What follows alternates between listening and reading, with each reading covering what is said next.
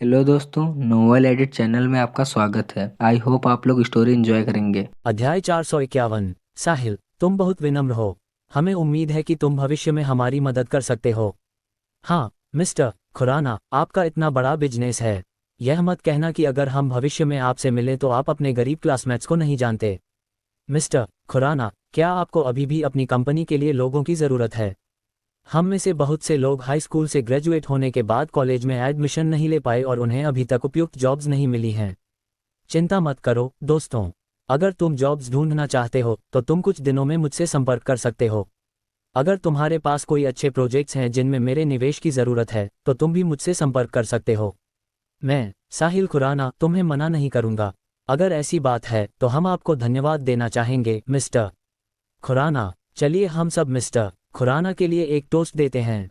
ठीक है, चीयर्स। हर कोई खड़ा हो गया और जोर से एक साथ कहा। साहिल ने भी अपने हाथ के गिलास से पिया। हालांकि थोड़ी सी अल्कोहल लेने से उसे बिल्कुल भी फर्क नहीं पड़ता, लेकिन चूंकि उसे बाद में ड्राइव करना था इसलिए उसने सोचा कि बेहतर होगा कि वह ज़्यादा न पिए। वह जानता था कि उसे पीकर ड्राइव नहीं करना चाहिए और अगर उसने पिया है तो उसे ड्राइव नहीं करना चाहिए। इसके अलावा उसकी वर्तमान स्थिति के साथ अगर वह दावा करता कि उसके गिलास में तरल पदार्थ अल्कोहल था तो लोग उस पर संदेह नहीं करेंगे।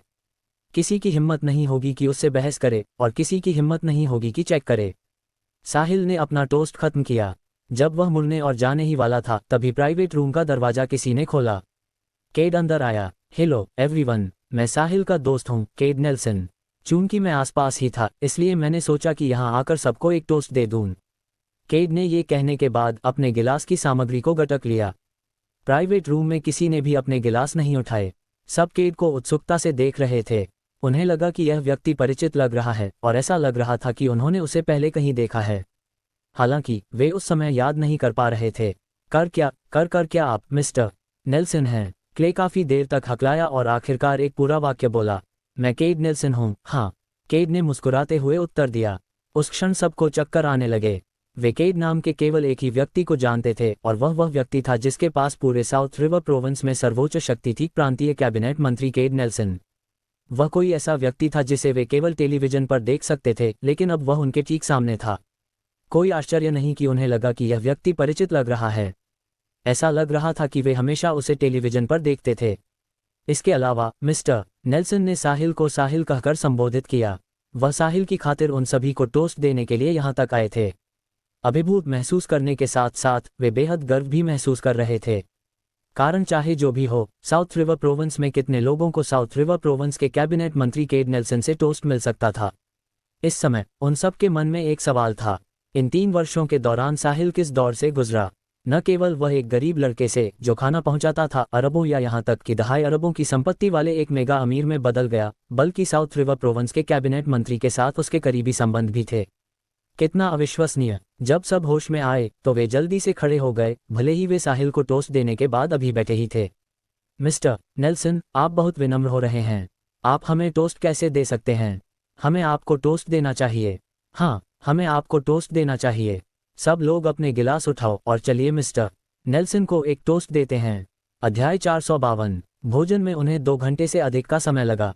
साहिल ने दूसरों से पहले वापस जाने के लिए कहा क्योंकि वह बाकी चीजें खुद संभाल सकता था। इस प्रकार केट भी रिवर सिटी लौट आया। साहिल फिर किंग कॉन्ग को लेने के लिए अस्पताल गया। इस मामले का निष्कर्ष किंग कॉन्ग के फैसले पर निर्भर करता था। अस्पताल में साहिल ने किंग कॉन्ग का वार्ड ढूंढ लिया। दोपहर भर के इलाज के बाद किंग कॉन्ग काफी हद तक ठीक हो गया था, लेकिन उसे अभी भी कई आंतरिक चोटें थीं और उन सभी को धीरे धीरे ठीक होने के लिए समय चाहिए था। किंग कॉन्ग अभी भी अपने बिस्तर पर थोड़ा भ्रमित था।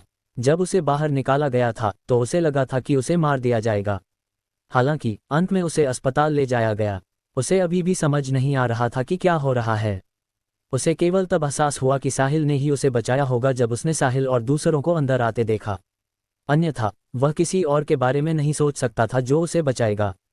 साहिल, राइस केक! किंग कॉन्ग उत्साह से चिल्लाया। किंग कॉन्ग, तुम कैसा महसूस कर रहे हो?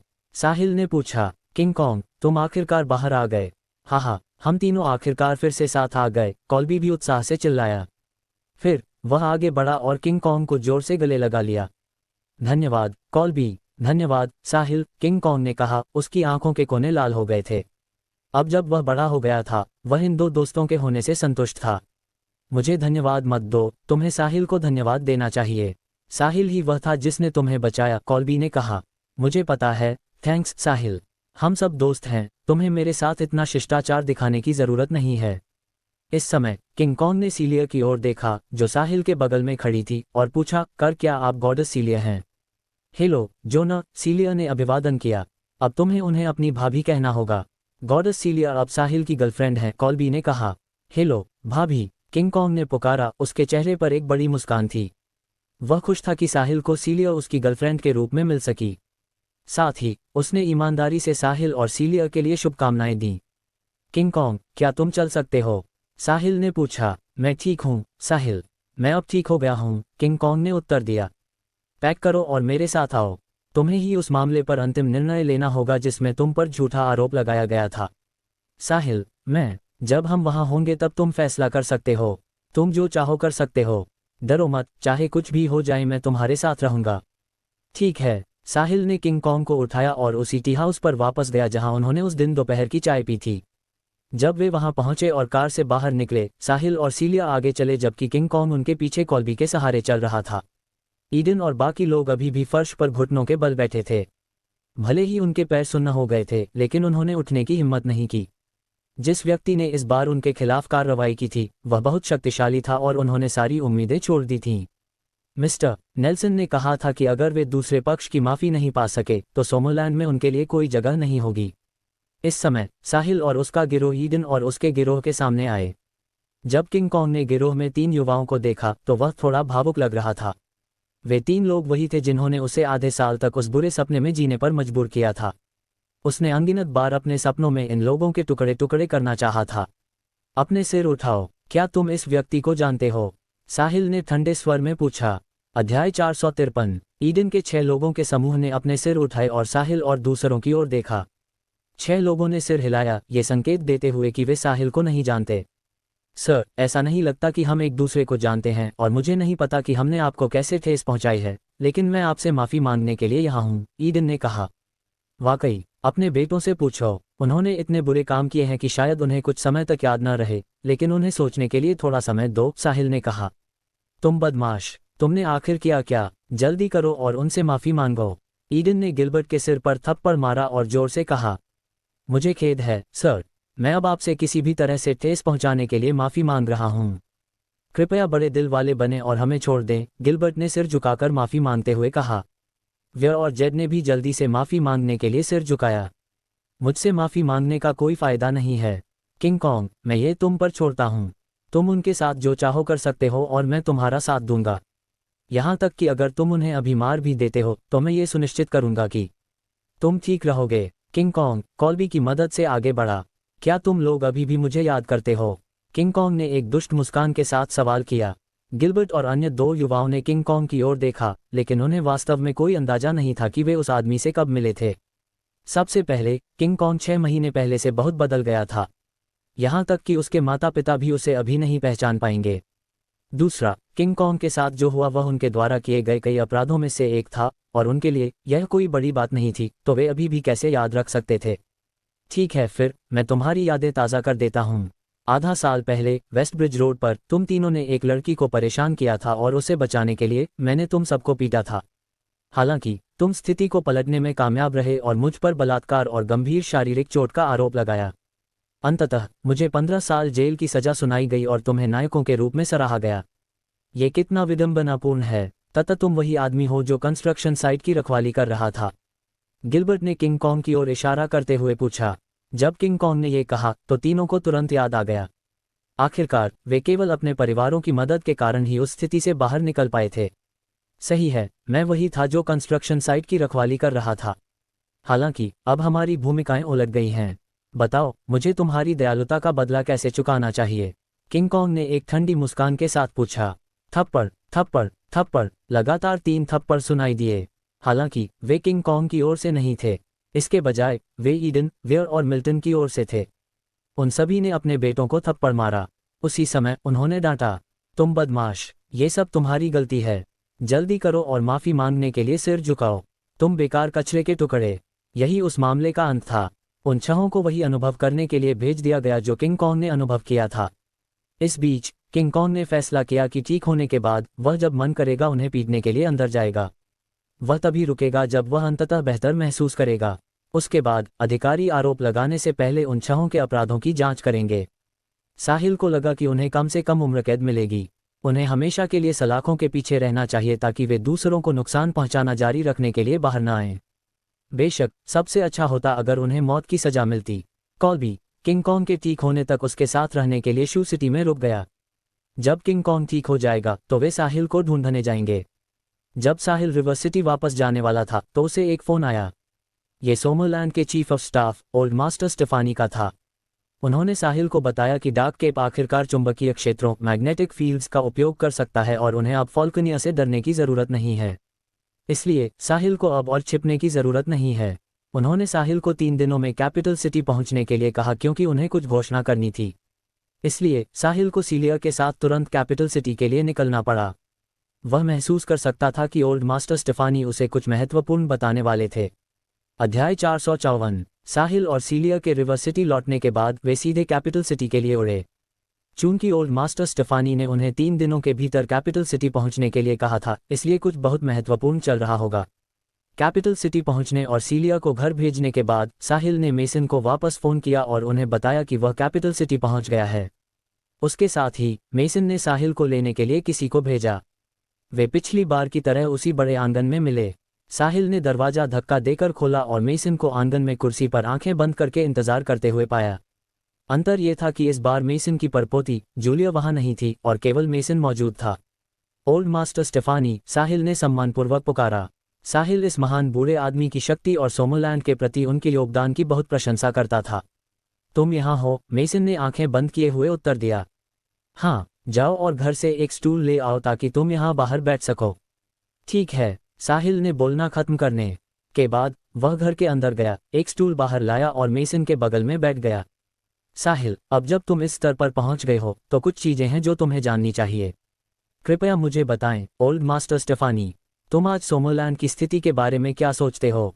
मेसन ने पूछा। साहिल ने कुछ देर सोचा और कहा, सोमरलैंड 2 महान साम्राज्यों में से एक है, इसलिए देश की स्थिति स्वाभाविक रूप से काफ़ी अच्छी है। ये केवल सतह पर है, लेकिन वास्तव में सोमरलैंड में अंतर्निहित उथल-पुथल है और देश एक अनिश्चित स्थिति में है। ये कैसे संभव है? साहिल ने झटके में पूछा। 2 महान साम्राज्यों में से एक के रूप में सोमरलैंड एकमात्र ऐसा देश था जो अकेले फॉल्कनिया के खिलाफ खड़ा हो सकता था। क्या ये संभव था कि सोमरलैंड में अंतर्निहित उथल-पुथल हो? क्या ये संभव था कि देश एक अनिश्चित स्थिति में था? अगर ऐसी बात होती तो क्या फॉल्कनिया ने पहले कार्रवाई नहीं की होती? अगर फॉल्कनिया जैसे वर्चस्ववादी साम्राज्य को सोमरलैंड को उखाड़ फेंकने का अवसर मिलता तो वह उसे कभी बर्बाद नहीं करता। फॉल्कनिया लंबे समय से इस दुनिया का बॉस बनना चाहता था, लेकिन सोमरलैंड ने हमेशा उन्हें प्रतिबंधित किया था। हालांकि मैं तुम्हें बताना चाहता हूं कि भले ही यह असंभव लगता है, लेकिन ये सच है।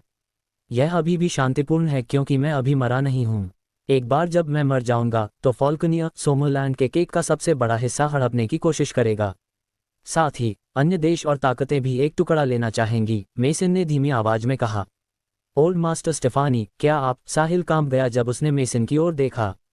फिर उसने बूढ़े आदमी के आभा ऑरा को महसूस करने के लिए सावधानी से अपनी दिमागी शक्ति माइंड पावर का उपयोग किया। मेसन ने भी उसे नहीं रोका और साहिल को जारी रखने दिया। जल्द ही साहिल महसूस कर सकता था कि मेसन का शरीर जलते हुए सूरज की तरह था। ये धधक रहा था और उनका आभा इतना मजबूत था कि साहिल, एक मास्टर जो अभी ड्रैगन रैंक के शिखर को पार कर चुका था, कांप गया। इसके बावजूद उसी समय साहिल ने यह भी महसूस किया कि मेसन का आभा इस शरीर में समय के साथ धीरे धीरे क्षय डिकेइंग हो रहा था, जो जलते हुए सूरज की तरह जल रहा था। इसके अलावा यह एक अपरिवर्तनीय गिरावट थी, ठीक वैसे ही जैसे हर कोई जन्म, बुढ़ापा, बीमारी और मृत्यु से गुजरता है। साहिल फटी आंखों से मेसन को देखता रहा। क्या सोमरलैंड का महान बूढ़ा आदमी अपने जीवन के अंत के करीब था? क्या साहिल को यह स्वीकार करना मुश्किल लगा? बूढ़े आदमी ने अपना जीवन सोमरलैंड के लिए समर्पित कर दिया था। उन्होंने सोमरलैंड को एक सताए हुए राष्ट्र से उस ऊंचाई तक पहुंचाया जहां वह अब था। यह अब दुनिया के 2 महान साम्राज्यों में से एक बन गया था और शिकार से शिकारी में बदल गया था। ये कहा जा सकता था कि दुनिया में किसी ने भी कभी ऐसा कारनामा नहीं किया था। वे सोमरलैंड के लिए एक स्थिर शक्ति की तरह थे। जब तक वे वहां थे, फॉल्कनिया सहित कोई भी सोमरलैंड के प्रति कोई बुरा इरादा रखने की हिम्मत नहीं करेगा। यह इस बूढ़े आदमी की निवारक शक्ति, डिटेरेंट पावर थी। अब इस बूढ़े आदमी का महान जीवन समाप्त होने वाला था। साहिल की आंखें थोड़ी लाल थीं। वे बचपन से ही बूढ़े आदमी के वीरतापूर्ण कार्यों के बारे में सीख रहे थे। उन्होंने सीखा कि कैसे उन्होंने सोमोलैंड जैसे छोटे और कमजोर देश को कदम दर कदम एक बड़ा और शक्तिशाली देश बनाने के लिए निर्देशित किया। इस अवधि के दौरान उन्होंने कई खतरों, जीवन और मृत्यु के संकटों का अनुभव किया और गंभीर चोटों का सामना किया। ओल्ड मास्टर स्टेफानी पूरे सोमोलैंड के हीरो थे। हालांकि साहिल ने अभी जो देखा वह ये था कि एक हीरो भी अंततः अपने चरम को पार कर जाता है। साहिल, तुम्हें दुखी होने की जरूरत नहीं है। हर कोई इसका अनुभव करेगा। मैं 128 साल जिया हूं, जो आम लोगों के जीवनकाल से कहीं अधिक है। मैं मौत से नहीं डरता, लेकिन अगर मैं मर गया तो सोमोलैंड में कोई ऐसा नहीं होगा जो सभी पक्षों को रोक सके और डरा सके, और यह सोमोलैंड को एक निष्क्रिय स्थिति में डाल देगा। मैं नहीं चाहता कि ऐसा हो, इसलिए मैं मौत के दरवाजे पर रहते हुए भी संघर्ष कर रहा हूं। ओल्ड मास्टर स्टेफानी, क्या सोमोलैंड इतने वर्षों के विकास के बाद अपनी रक्षा नहीं कर सकता? साहिल ने पूछा। अगर चुंबकीय क्षेत्र इतनी तेजी से नहीं फैला होता तो स्वाभाविक रूप से ये संभव होता। अब चुंबकीय क्षेत्र ने लगभग पूरे देश को घेर लिया है। यह न केवल सुरक्षा का एक रूप है ताकि दूसरे सोमोलैंड को धमका न सकें, बल्कि यह एक पिंजरा भी है क्योंकि सोमोलैंड दूसरों को नहीं धमका सकता। इस समय हमें सर्वोच्च युद्ध शक्ति वाले व्यक्ति के निवारण डिटेरेंस की आवश्यकता है। सोमोलैंड में मेरे सहित 3 रक्षक गार्डियंस हैं, यानी गॉड रैंक के मास्टर जो ड्रैगन रैंक से ऊपर हैं, और 7 लोग ऐसे हैं जो तुम्हारी तरह गॉड रैंक के आधे रास्ते पर हैं।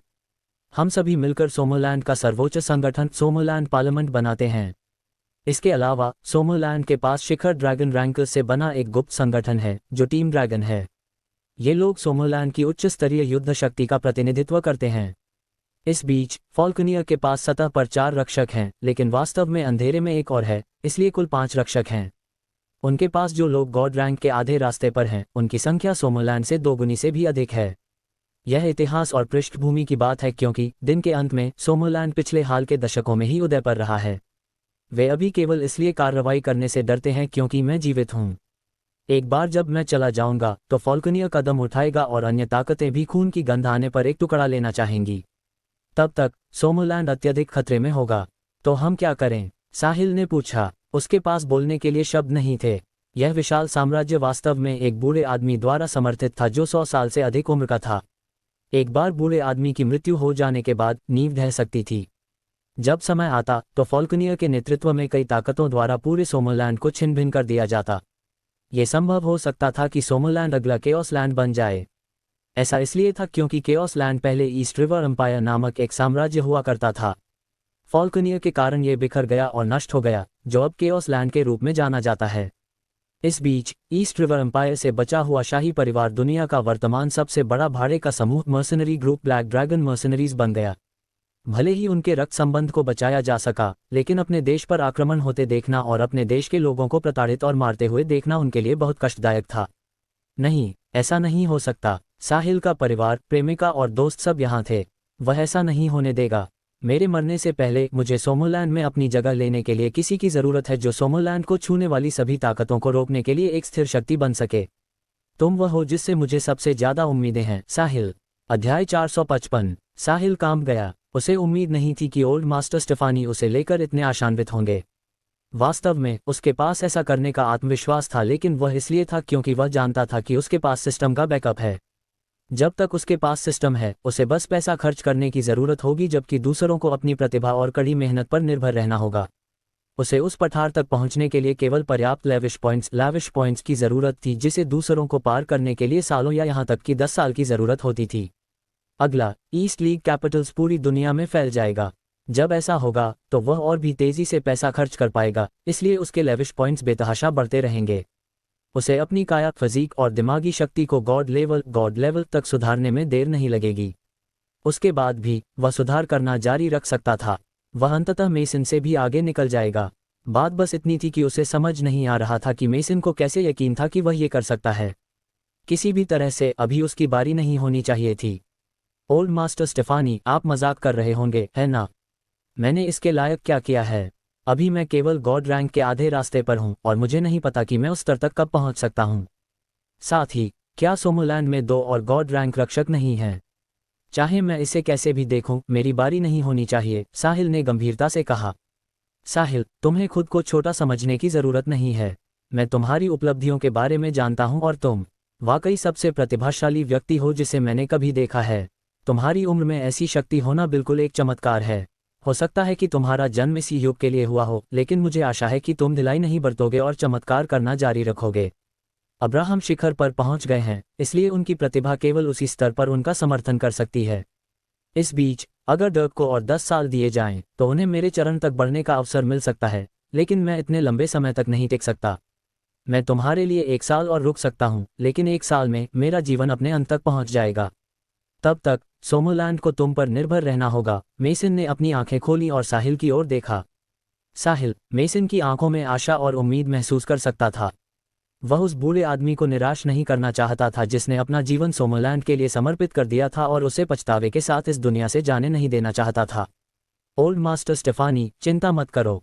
सोमोलैंड मेरी मातृभूमि है और मेरे रिश्तेदार और दोस्त यहाँ हैं। इसलिए मैं कड़ी मेहनत करना जारी रखूंगा और मैं किसी को भी यहाँ की 1 इंच जमीन पर कब्जा करने की अनुमति नहीं दूंगा, साहिल ने भी गंभीरता से उत्तर दिया। ठीक है, हाँ, सोमोलैंड को आखिरकार एक उत्तराधिकारी मिल गया है। अब से तुम सोमोलैंड पार्लियामेंट के 11वें सदस्य हो। तुम्हें सोमोलैंड की दिशा तय करने का अधिकार है। मैं सब कुछ तैयार करवा दूंगा और जहां तक पार्लियामेंट में शामिल होने की प्रक्रिया की बात है, मुझे नहीं लगता कि फिलहाल इसकी आवश्यकता है। आखिरकार तुम अभी बहुत छोटे हो और जंगल में जो पेड़ लंबे होते हैं उन्हीं की चोटियां सबसे पहले उड़ जाती हैं। इसलिए लो प्रोफाइल बनाए रखना बेहतर है ताकि तुम्हें निशाना न बनाया जाए। मैं समझता हूँ ओल्ड मास्टर स्टेफानी, साहिल ने सम्मानपूर्वक उत्तर दिया। यही वह था जो वह चाहता था। अभी उसे लगा कि खुद को उजागर करने का समय नहीं आया है। साहिल अभी इतना शक्तिशाली नहीं था कि गॉड रैंक के रक्षकों का विरोध कर सके। हालांकि वह जल्द ही ऐसा कर पाएगा। उसके पास पहले से ही 6000 से अधिक लेविश पॉइंट्स थे। उसे गॉड रैंक में कदम रखने और रक्षक बनने में देर नहीं लगेगी। साहिल, ये दुनिया उतनी सरल नहीं है जितनी तुम सोचते हो और 2 साम्राज्य आसपास की सबसे शक्तिशाली ताकतें नहीं हैं। कुछ बड़े परिवार हैं जिनकी जड़ें गहरी हैं और वे सैकड़ों सालों से दुनिया में छिपे हुए हैं। वे दर्जनों छोटे और कुछ मध्यम आकार के देशों को नियंत्रित करने के लिए गुप्त रूप से छिपे रहते हैं। यहाँ तक कि कुछ बड़े देश भी उनकी कठपुतलियाँ हैं। क्या? साहिल ने झटके में मेसन की ओर देखा। आज उसे बहुत अधिक जानकारी मिली थी। उसे समझ नहीं आ रहा था कि उनमें से कुछ पर कैसे प्रतिक्रिया दी जाए। एक परिवार जो दर्जनों छोटे देशों और यहाँ तक कि कुछ मध्यम आकार के देशों को नियंत्रित करता था। यहाँ तक कि बड़े देश भी उनकी कठपुतलियाँ हैं। ये कैसे हो सकता है? ये जानकारी वास्तव में उसकी समझ से परे थी। उसने हमेशा माना था कि राज्य सबसे बड़ी शक्ति है और एक परिवार केवल राज्य के नीचे हो सकता है। लेकिन अब ओल्ड मास्टर स्टेफानी ने उसे बताया था कि सिर्फ एक परिवार दर्जनों देशों को नियंत्रित कर सकता है। इसके अलावा ओल्ड मास्टर स्टेफानी ने जो कहा उससे ऐसा लगता था कि ऐसे 1 से अधिक परिवार थे। अध्याय 456। क्या सोमोलैंड में ऐसा कोई परिवार है? साहिल के मन में एक सवाल आया। ओल्ड मास्टर स्टेफानी, सोमोलैंड के बारे में क्या? साहिल ने पूछा। हाँ, सोमोलैंड में भी अंधेरे में छिपे हुए ऐसे कई परिवार हैं, लेकिन अतीत में सोमोलैंड की सैन्य शक्ति उन्हें पूरी तरह से रोकने के लिए पर्याप्त मजबूत थी, इसलिए उन्होंने इतनी आज़ादी से बाहर आने की हिम्मत नहीं की। हालांकि चुंबकीय क्षेत्र के विस्तार के साथ बड़े हथियार बेकार होने वाले हैं और ये परिवार उभरने लगेंगे। अफसोस, हमारे पास आंतरिक और बाहरी दोनों परेशानियां हैं, मेसन ने आह भरी। ओल्ड मास्टर स्टेफानी, उन्हें भी सोमोलैंड का हिस्सा होना चाहिए, है ना? वे विदेशी दुश्मनों का विरोध करने में हमारी मदद क्यों नहीं करते, बजाय इसके कि सोमोलैंड की आंतरिक चिंताएं बन जाएं? अगर सोमोलैंड पर विदेशी ताकतों ने कब्जा कर लिया तो उनका जीवन भी और मुश्किल हो जाएगा, है ना? साहिल ने थोड़ा हैरान होकर पूछा। उसे समझ नहीं आ रहा था कि ये छिपे हुए परिवार सोमोलैंड के लिए परेशानी क्यों पैदा करेंगे। हर कोई एक ही नाव पर था। एक बार सोमोलैंड का जहाज पलट जाने के बाद उस नाव पर सवार किसी भी व्यक्ति के लिए आसानी नहीं होगी। तुम नहीं समझते। वास्तव में ये परिवार। उसके बाद साहिल ओल्ड मास्टर स्टेफानी के यहाँ से चला गया। आज उसने इस दुनिया के छिपे हुए पहलू को छुआ था। ओल्ड मास्टर स्टेफानी के अनुसार दुनिया भर में छाया में छिपे कई शक्तिशाली परिवार थे जो देशों और संसाधनों दोनों को नियंत्रित कर सकते थे। उनकी एक लंबी विरासत और गहरा बैकग्राउंड था और उनकी शक्ति कई बड़े देशों में भी घुस गई थी। साथ ही सोमोलैंड में भी कई छिपे हुए परिवार थे। ये परिवार सोमोलैंड के प्राचीन काल से ही आसपास थे। जब सोमोलैंड पर अन्य देशों द्वारा आक्रमण किया गया तो वे एक साथ लड़ने के लिए आगे नहीं आए। वास्तव में उनके मन में सोमोलैंड के प्रति थोड़ा सा भी लगाव नहीं था। उनकी राय में सोमोलैंड जितना अधिक अराजक होगा, उनके स्वार्थ के लिए उतना ही बेहतर होगा। हालांकि अंततः सोमरलैंड मेसन के नेतृत्व में एक साम्राज्य बन गया, जिन्होंने अपने लोगों को नियंत्रित करने के लिए कानूनों की एक श्रृंखला बनाई। इसलिए सोमरलैंड की ताकत के कारण उन्होंने अब और परेशानी पैदा करने की हिम्मत नहीं की। इसके बजाय वे केवल गुप्त रूप से छिप सकते थे। इसके बावजूद वे लोगों का वह समूह थे जो सोमरलैंड की बर्बादी की सबसे बुरी तरह से उम्मीद करते थे। चूंकि सोमरलैंड की कानूनी व्यवस्था सख्त थी और हर किसी को समान माना जाता था, अगर शक्ति वाला व्यक्ति किसी सामान्य व्यक्ति को मार देता है जिसे वे चींटी समझते थे, तो भी उस व्यक्ति को सोमरलैंड सरकार द्वारा दंडित किया जाएगा। यह उनके लिए सबसे अस्वीकार्य बात थी।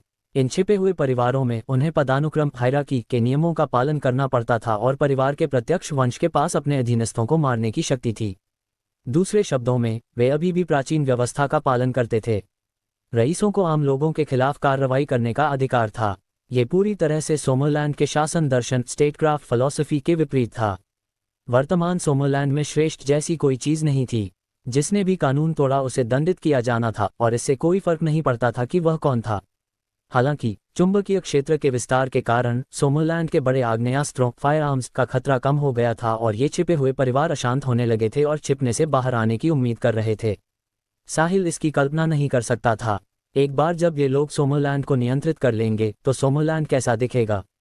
नागरिकों के पास कोई मानवाधिकार नहीं होगा और ये स्वघोषित रईस और भी अनैतिक हो जाएंगे।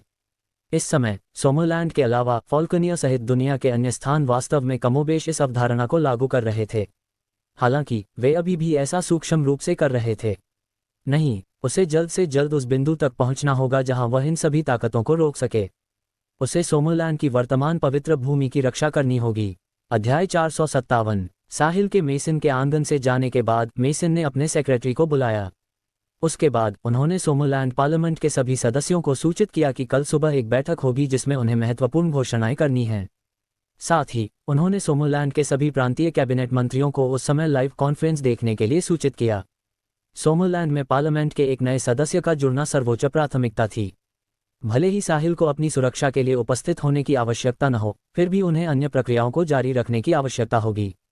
साहिल ने कैपिटल सिटी की सड़कों पर अपनी कार चलाई और महसूस किया कि उसके पास जाने के लिए कोई जगह नहीं है। वह पहले ही स्टारी नाइट होटल से चेक आउट कर चुका था। चूंकि उसने ऑफिस की बिल्डिंग खरीद ली थी, इसलिए सभी कर्मचारी भी स्टारी नाइट होटल से बाहर चले गए थे। साहिल ने कुछ देर सोचा। सीलिया के घर पर रुकना उचित नहीं लग रहा था और वह होटल नहीं जाना चाहता था, इसलिए उसने ट्रंक में चाबियों के ढेर से स्काई कॉट रेजिडेंशियल एरिया की एक चाबी ढूंढी और एक रात वहां रुकने का फैसला किया। वह आवासीय क्षेत्र उसके बहुत करीब लग रहा था। जब उसने ये घर खरीदे थे तो वे सभी अच्छी तरह से सजे हुए थे और हर हफ्ते पार्ट टाइम क्लीनर द्वारा उनकी सफाई की जाती थी। कमरे काफी साफ थे लेकिन कोई भोजन उपलब्ध नहीं था, इसलिए वह सड़क के किनारे कुछ खाने के लिए रुक गया। उसके बाद साहिल स्काई कॉट रेजिडेंशियल एरिया गया। उसने यहाँ 800 वर्ग मीटर का एक पेंटहाउस खरीदा था। जहां तक कीमत की बात है, वह उसे बहुत पहले भूल चुका था। जब वह अपने पेंटहाउस की मंजिल पर पहुंचा तो साहिल ने चाबी निकाली और दरवाजा खोला। जैसे ही उसने दरवाजा खोला, साहिल को अंदर से एक तेज शोर सुनाई दिया। आखिर चल क्या रहा है? साहिल चौंक गया। क्या मैं गलत जगह आ गया हूँ? नहीं, अगर मैं गलत जगह पर हूँ तो मेरी चाबी से दरवाजा कैसे खुल सकता है? साथ ही वह पहले भी यहाँ आ चुका था, इसलिए उसे गलत नहीं होना चाहिए। अपने दिल में कुछ संदेह होने के बावजूद साहिल ने दरवाजा धक्का देकर खोला और अंदर चला गया। अगर उसने गलती की होती तो वह बस माफी मांग लेता। हालांकि उसे पहले ये पता लगाने की जरूरत थी कि क्या हो रहा है। अपने खुद के पैसों से खरीदे गए पेंटहाउस में किसी और को रहते हुए देखना कितना बेतुका। पेंटहाउस में प्रवेश करने के बाद साहिल ने पेंटहाउस में 10 से अधिक युवाओं को इकट्ठा पाया। जब इन युवाओं ने साहिल को अंदर आते देखा तो वे सब उसे खाली नजरों से देखने लगे। दोनों पक्ष बस एक दूसरे को इसी तरह घूरते रहे। साहिल भी नहीं बोला। सावी तुम्हारा दोस्त, लड़कियों में से एक ने पूछा। तुम कौन हो? तुम अंदर कैसे आए? साहिल से 2 या 3 साल छोटे एक आदमी ने पूछा। ये सोया हो सकता है। साहिल ने सोचा कि क्या डेवलपर ने एक ही पेंटहाउस 2 अलग अलग लोगों को बेच दिया या किसी ने देखा कि पेंटहाउस खाली है और अंदर आने और इसका फायदा उठाने का फैसला किया। हाउसकीपिंग कंपनी के क्लीनर ही सबसे अधिक संभावना वाले लोग थे जिनके पास चाबियां हो सकती थीं। इसके अलावा वे हर हफ्ते सफाई करने आते थे। किसी को यहाँ रहते हुए लगभग 2 महीने हो गए थे, इसलिए कोई अंदर आकर इस जगह का आनंद ले सकता था। इसके अलावा यह असंभव था कि साहिल को गलत याद हो।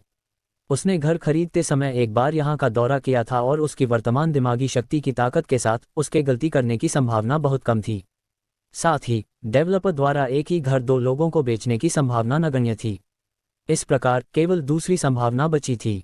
साथ ही सॉयर नाम के लड़के से उसने जो देखा उससे वह स्पष्ट रूप से आत्मविश्वास में नहीं था जब वह बोल रहा था, और उसकी आवाज़ भी थोड़ी कांप रही थी।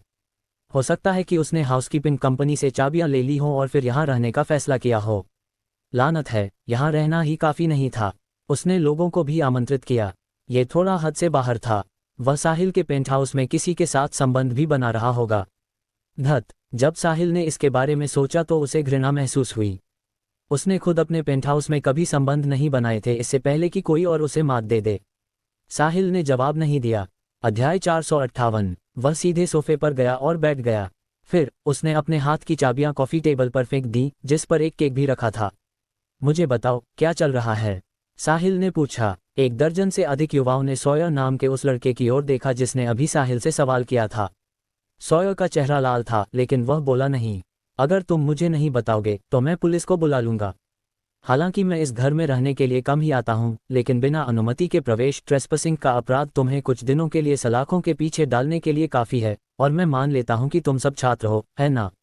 अगर तुम्हारे स्कूल को इसके बारे में पता चलता है तो ये कहना मुश्किल है कि तुम स्कूल जाना जारी रख सकते हो या नहीं। साहिल के ऐसा कहने के बाद सब घबरा गए। जब उन्होंने सॉयर का लाल चेहरा देखा और देखा कि उसने एक शब्द भी बोलने की हिम्मत नहीं की, तो वे मूल रूप से अंदाजा लगा सकते थे कि क्या चल रहा था, क्योंकि वे मूर्ख नहीं थे। घर सॉयर का बिल्कुल नहीं था, इसके बजाय यह उनके सामने वाले आदमी का था। अगर ऐसा था तो सॉयर बोलने की हिम्मत क्यों नहीं कर रहा था? जाहिर है उसने किसी अज्ञात माध्यम से किसी और के घर पर कब्जा कर लिया था। अब जब घर का मालिक वापस आ गया था तो वह इतना डर गया था कि उसने एक शब्द भी बोलने की हिम्मत नहीं की। सर, हमारा इससे कोई लेना देना नहीं है। हम पास के मल्टीमीडिया यूनिवर्सिटी के छात्र हैं। आज सॉयर का जन्मदिन है और उसने कहा था कि वह हमें अपने घर लाएगा। हमें नहीं पता था कि घर उसका नहीं है, इसलिए कृपया पुलिस को रिपोर्ट न करें, ठीक है? एक प्यारी दिखने वाली लड़की ने भीख मांगी। उसने कैपिटल सिटी मल्टीमीडिया यूनिवर्सिटी में प्रवेश पाने के लिए इतनी कड़ी मेहनत की थी। अगर उसे निकाल दिया गया तो वह वापस जाने पर अपने परिवार को क्या जवाब देगी? ज़ोई, माफ़ी मत मांगो, डरो मत। सॉयर हमें यहाँ लाया है और अगर वह पुलिस को बुलाना चाहता है तो वह केवल सॉयर को ही पुलिस को बुलाएगा। वैसे भी इसका हमसे क्या लेना देना है? एक अन्य लड़की ने ज़ोई को दिलासा दिया। हाँ, हमने यहाँ आने की जिद नहीं की थी। ये सब सॉयर की गलती है। वही हमें यहाँ लाया है। उसने तो यहाँ तक कहा था कि उसका घर लगभग 100 मिलियन का है और हमेशा हमारे सामने दिखावा करता रहता है। खैर, पता चला कि यह सब झूठ है, एक लड़के ने भी कहा। साहिल ने सॉयर नाम के लड़के की ओर देखा। कुछ कहो, अगर तुम नहीं बोलोगे तो मुझ पर नरमी न बरतने का दोष मत देना। साहिल इस सॉयर नाम के लड़के के लिए परेशानी पैदा नहीं करना चाहता था। हालांकि चूंकि वह गलती पर था, उसे कम से कम माफ़ी तो मांगनी चाहिए थी, है ना? यह एक बड़ी बात थी, लेकिन साथ ही यह कोई विनाशकारी मुद्दा नहीं था। इसने बस साहिल को थोड़ा घृणा महसूस कराए। साहिल अब इस घर में नहीं रहेगा। जहां तक वह सॉयर के साथ क्या करेगा, यह इस पर निर्भर करेगा कि सॉयर आगे क्या करता है। अगर वह विनम्रता और ईमानदारी से माफ़ी मांगता है तो साहिल अपनी वर्तमान स्थिति के कारण उसके साथ बाल की खाल नहीं निकालेगा। इस समय सॉयर को ऐसा महसूस हुआ जैसे उसका चेहरा जल रहा हो। वह जमीन में एक गड्ढा खोदकर उसमें घुस जाना चाहता था। उसने साहिल के पेंटहाउस पर कब्जा कर लिया था और साहिल ने सबके सामने उसे बेनकाब भी कर दिया था। न केवल उसे कोई पछतावा महसूस नहीं हुआ, बल्कि उसने साहिल के प्रति तीव्र घृणा भी महसूस की।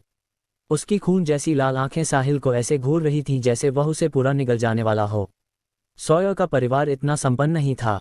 हालांकि वह बहुत घमंडी था और दिखावा करने में बहुत माहिर था। संयोग से उसके पिता एक कार रिपेयर करने वाले थे और उसकी मां इस हाउसकीपिंग कंपनी की कस्टमर फेसिंग स्टाफ सदस्य थीं। इसलिए वह आमतौर पर अपने पिता से लग्जरी कारों की चाबियां ले लेता था और अपने क्लासमेट्स के सामने दिखावा करता था। इसके अलावा वह हर हफ्ते अपनी मां के साथ अपनी मां के क्लाइंट्स के घरों की सफाई करने जाता था। वास्तव में जब वह किसी अच्छे घर में पहुंचता तो वह तस्वीरें लेता रहता और उन्हें अपने इंस्टाग्राम पर पोस्ट करता था।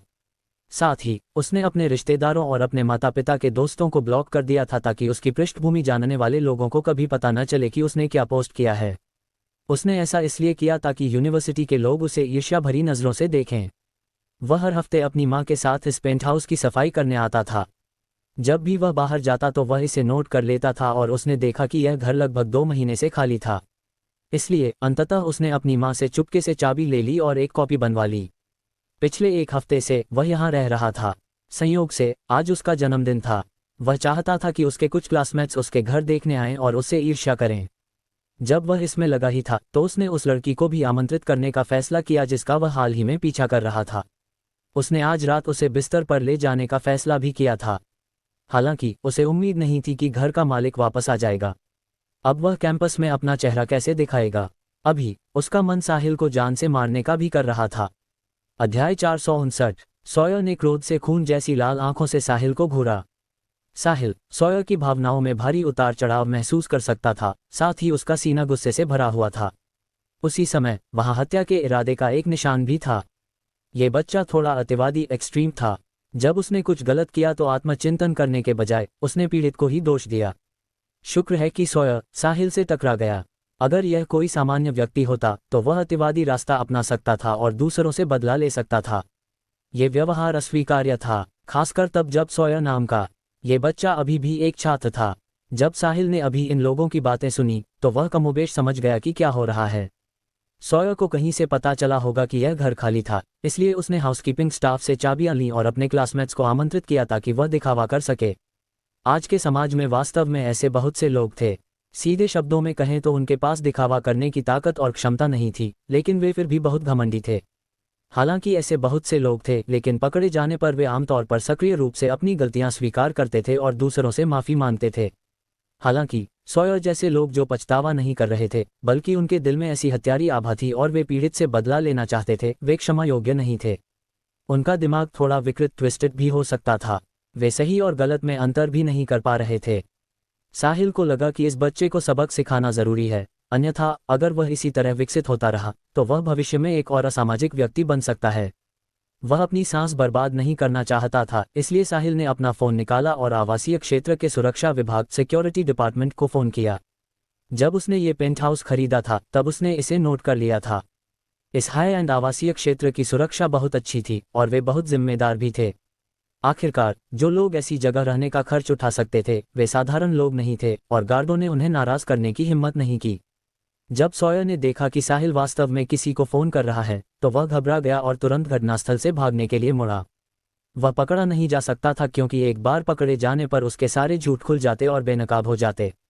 तब वह अपने परिवार का सामना कैसे करेगा? वह अपने क्लासमेट्स का सामना कैसे करेगा? मर जाना भी शायद बेहतर होगा। हालांकि अगर वह मरता तो वह चाहता था कि कोई उसके साथ नीचे जाए। जैसे ही सॉयर भागने के लिए मुड़ा, साहिल खड़ा हो गया और सॉयर के कंधों को जकड़ लिया, उसे सोफे पर इस तरह दबा दिया कि वह हिलने डुलने में असमर्थ हो गया। सॉयर ने जितनी जोर से हो सके संघर्ष किया, लेकिन एक सामान्य व्यक्ति साहिल की पकड़ से कैसे छूट सकता था?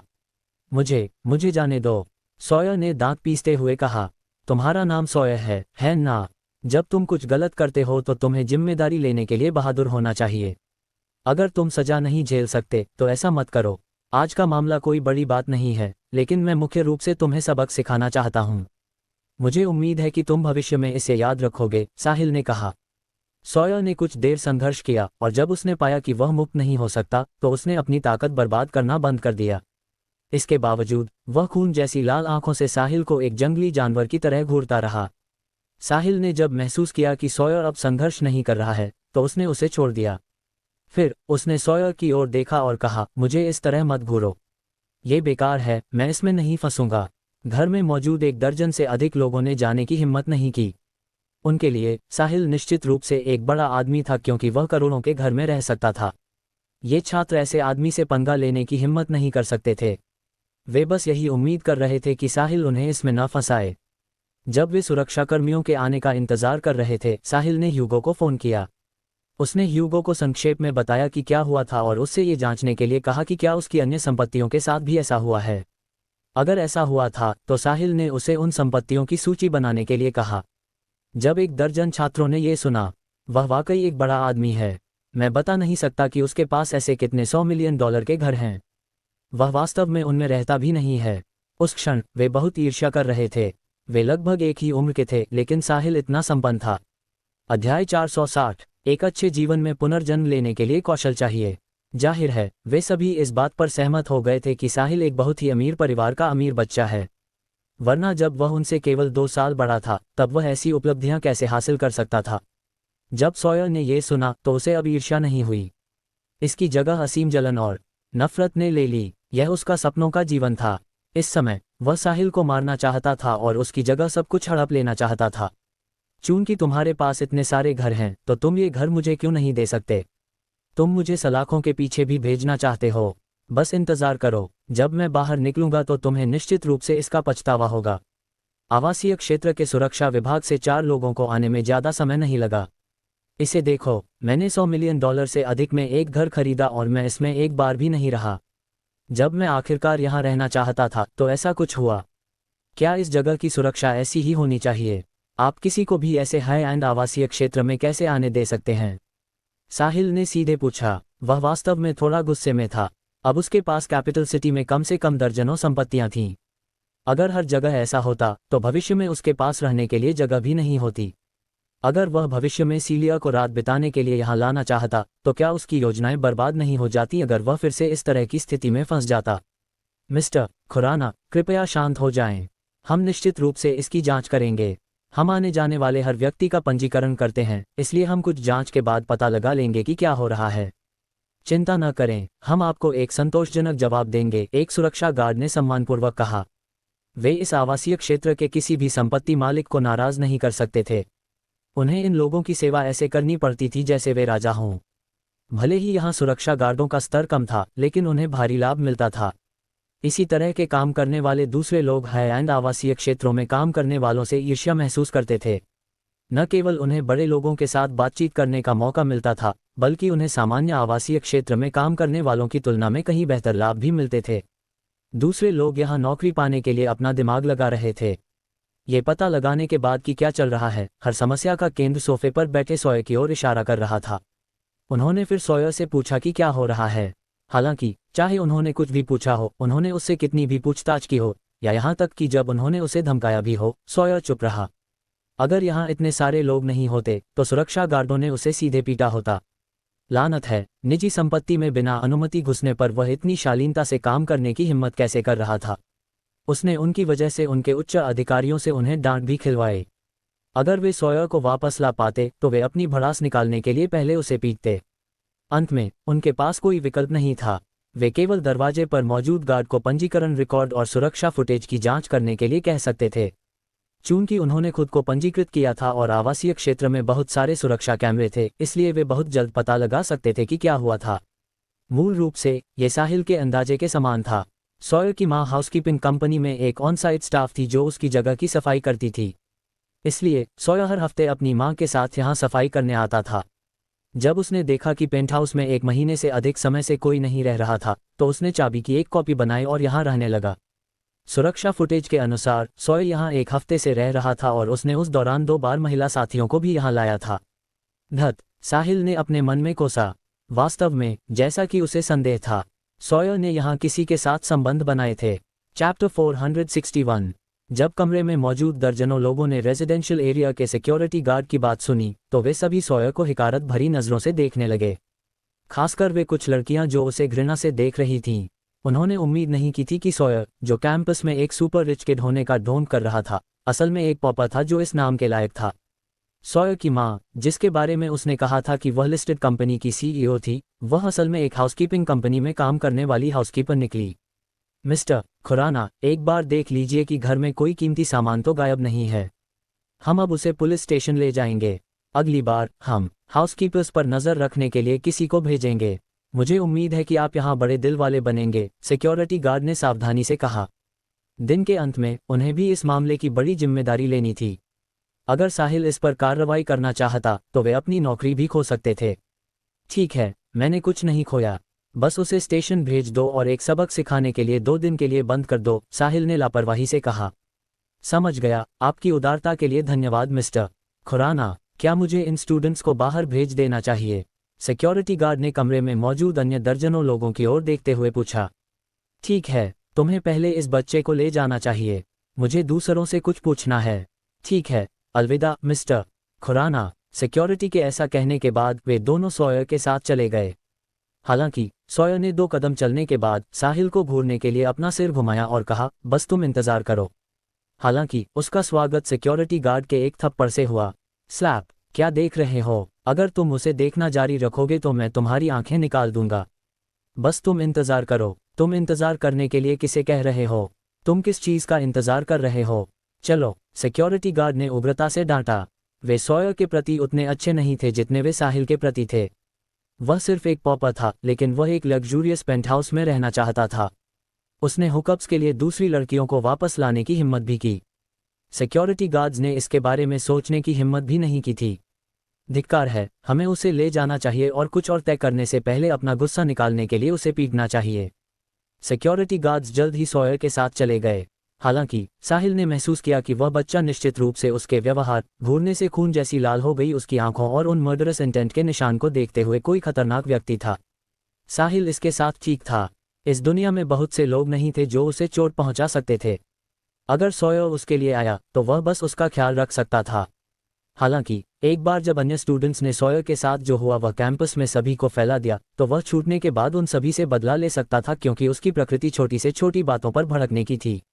जब ऐसा होगा तो ये बहुत परेशानी भरा होगा, क्योंकि वे वेंजफुल स्पिरिट्स द्वारा निशाना बनाए जाने के लिए तैयार नहीं होंगे, क्योंकि वे सभी साधारण लोग थे। मुझे उस बच्चे के बारे में बताओ, साहिल ने कमरे में बचे लोगों से कहा।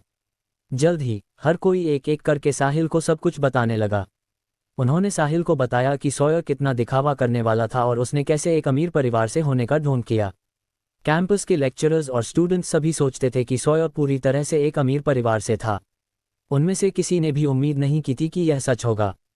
साहिल ने इसके बारे में सोचने के बाद कहा, मैं तुम्हें सलाह दूंगा कि जब तुम कैंपस वापस जाओ तो इसे न फैलाओ। बस ऐसा नाटक करो कि तुम इसके बारे में नहीं जानते हो। क्यों? उस चूहे ने हमसे झूठ बोला, इसलिए हमें उसे बेनकाब करना होगा और कैंपस में उसकी साख और उसकी हैसियत को खत्म करना होगा।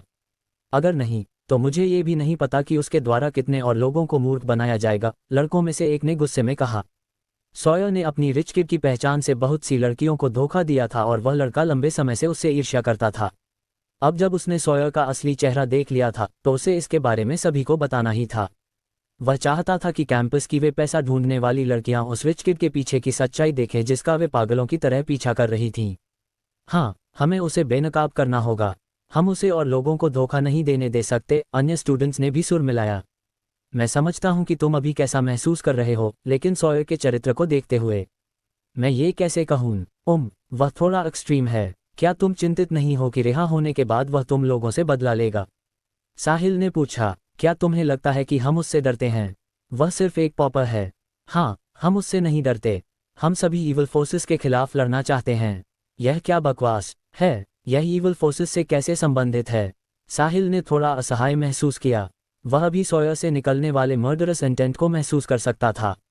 वह कोई मजाक नहीं था। केवल वही व्यक्ति जिसने मारने की ठान ली हो ऐसा कुछ दे सकता था। हालांकि ये स्टूडेंट्स इसे महसूस नहीं कर सके। वह उन्हें यह नहीं बता सकता था कि एक बार जब वे इसे फैला देंगे तो सॉयर उनसे बदला ले सकता है और वह उन्हें मार भी सकता है ना? भले ही उसने ऐसा कहा हो, वे स्टूडेंट्स जो उन बुराइयों को नहीं जानते थे जिनके मनुष्य सक्षम थे, शायद उसे गंभीरता से न लें। चैप्टर 462। उसे क्या करना चाहिए? अगर चीजें उसी तरह विकसित हुई जैसी उसने भविष्यवाणी की थी तो साहिल को ऐसा महसूस होगा कि उसने उन्हें नुकसान पहुंचाया है। अगर इनमें से किसी भी स्टूडेंट्स को कुछ हुआ, मैंने उन्हें नहीं मारा, लेकिन वे मेरी वजह से मर गए। अगर वह इसे होने से रोक सकता तो साहिल इसे करने की पूरी कोशिश करता। इसके अलावा वह सोमोलैंड पार्लियामेंट का सदस्य बनने जा रहा था। वे सोमोलैंड का भविष्य थे। तुम सभी को मुझे इंस्टाग्राम पर फॉलो करना चाहिए। जब सॉयर बाहर आए तो तुम्हें मुझे बताना चाहिए और साथ ही उस पर नज़र रखनी चाहिए। अगर तुम्हें उसके साथ कुछ गलत लगता है तो तुम्हें तुरंत मुझे बताना होगा, साहिल ने कहा। बिल्कुल बिग शॉट, मैं आपको फॉलो करूंगा और मैं निश्चित रूप से सॉयर की स्थिति के बारे में आपको अपडेट दूंगा। मैं भी आपको फॉलो करना चाहती हूँ। मैं भी आपको फॉलो करना चाहती हूँ। जब साहिल ने उन्हें फॉलो करने के लिए कहा तो यह वही था जिसकी वे तलाश कर रहे थे। लड़कियां तो ऐसी थीं जैसे एक बेकाबू भीड़ किसी जंगली हंस के पीछे हो। वह एक सच्चा रिच किड था और वह सॉयर जैसे नकली बच्चे के समान नहीं था। एक बार जब वे उसके साथ रिश्ते में आ जाएंगी तो उन्हें जीवन भर असीम लाभ मिलेंगे। सभी के फॉलो करने के बाद साहिल भी जाने के लिए तैयार था। वह इस घर में नहीं रहना चाहता था जिसमें कोई और रहा था और जहां हुक्म भी हुआ था। वह बहुत घृणा महसूस कर रहा था, बस इतना ही। इस प्रकार साहिल उठा और पहले दरवाजे की ओर चला गया। हर कोई समझ गया कि उसका क्या मतलब था और वे जानते थे कि वह उन्हें जाने के लिए कह रहा था। इसके साथ ही दर्जनों लोग एक कतार में कमरे से बाहर निकल गए। साहिल दरवाजे से आखिरी में बाहर निकला और उसने अपने पीछे दरवाज़ा बंद कर लिया। वे सभी फिर एलिवेटर के पास आए। अंततः साहिल भी उसमें चढ़ गया। हर कोई उसे अजीब तरह से देख रहा था। वे समझ नहीं पाए कि वह यहाँ क्यों था। क्या वह आज रात यहाँ नहीं रुक रहा था? दोस्त, क्या तुम आज रात यहाँ नहीं रुक रहे हो? लड़कियों में से एक ने बोलने की हिम्मत जुटाने के बाद पूछा। मैं रुकना चाहता था, लेकिन मैं एक नीट फ्रीक हूँ। मुझे वैसी चीज़ का उपयोग करने की आदत नहीं है जिसका उपयोग दूसरों ने किया हो। मैं केवल दूसरे घर में जाकर रह सकता हूँ, साहिल ने कहा। फिर तुम इस पेंटहाउस का क्या करने जा रहे हो? मैं इसे फिलहाल के लिए यहीं छोड़ दूंगा। अगर मैं इसे बर्दाश्त नहीं कर सका तो मैं इसे बस दे दूंगा। जब साहिल ने ये कहा तो उसने कुछ भी महसूस नहीं किया। अपनी वर्तमान स्थिति के साथ सैकड़ों मिलियन का पेंटहाउस उसके लिए कुछ भी नहीं था। वह बस इसे उसे दे देगा जो इसे पसंद करेगा। उसने वैसे भी यह घर लैविश पॉइंट्स के लिए खरीदा था। चूंकि वह पहले ही लैविश पॉइंट्स का उपयोग कर चुका था, इसलिए ये घर अब उसके लिए महत्वपूर्ण नहीं था। हालांकि जब हाल ही में यूनिवर्सिटी में प्रवेश करने वाले स्टूडेंट्स ने यह सुना तो वे सभी फटी आंखों और खुले मुंह से साहिल को घूर रहे थे। इसे करने के लिए उसे कितना अमीर होना होगा। वह करोड़ों की कीमत वाला पेंटहाउस सिर्फ इसलिए नहीं चाहता था क्योंकि कोई उसमें रहा था। वे उसका दोस्त बनना चाहते थे। वे चाहते थे कि वह अपना पेंटहाउस उन्हें दे दे। वे कहना चाहते थे, अमीर आदमी, चलो दोस्त बनते हैं। एलिवेटर के अंदर लड़के साहिल को चापलूसी भरे दिलों से देख रहे थे, जबकि लड़कियों की आंखों में उसे देखकर सितारे चमक रहे थे। वे आज आकर सही थे। भले ही वे एक संघर्ष के बीच में खींच गए थे, लेकिन अंतिम परिणाम काफी अच्छा था। उन्होंने एक बिग शॉट को फॉलो किया और भविष्य में उनके पास उसके साथ रिश्ते में आने के अवसर होंगे। आज के लिए यह सबसे बड़ा इनाम था। सभी के एलिवेटर से बाहर निकलने के बाद साहिल अपनी कार में चला गया, जबकि अन्य रेजिडेंशियल एरिया से बाहर निकलने के लिए एंट्रांस की ओर चले गए। साहिल को दूसरा घर मिल गया और उसने देखा कि उसमें कुछ भी गलत नहीं था, इसलिए उसने वहां एक शांतिपूर्ण रात बिताई। चैप्टर 463। अगले दिन साहिल सुबह सवेरे सीलिया के घर गया। उसके पास अभी कैपिटल सिटी में करने के लिए कुछ नहीं था।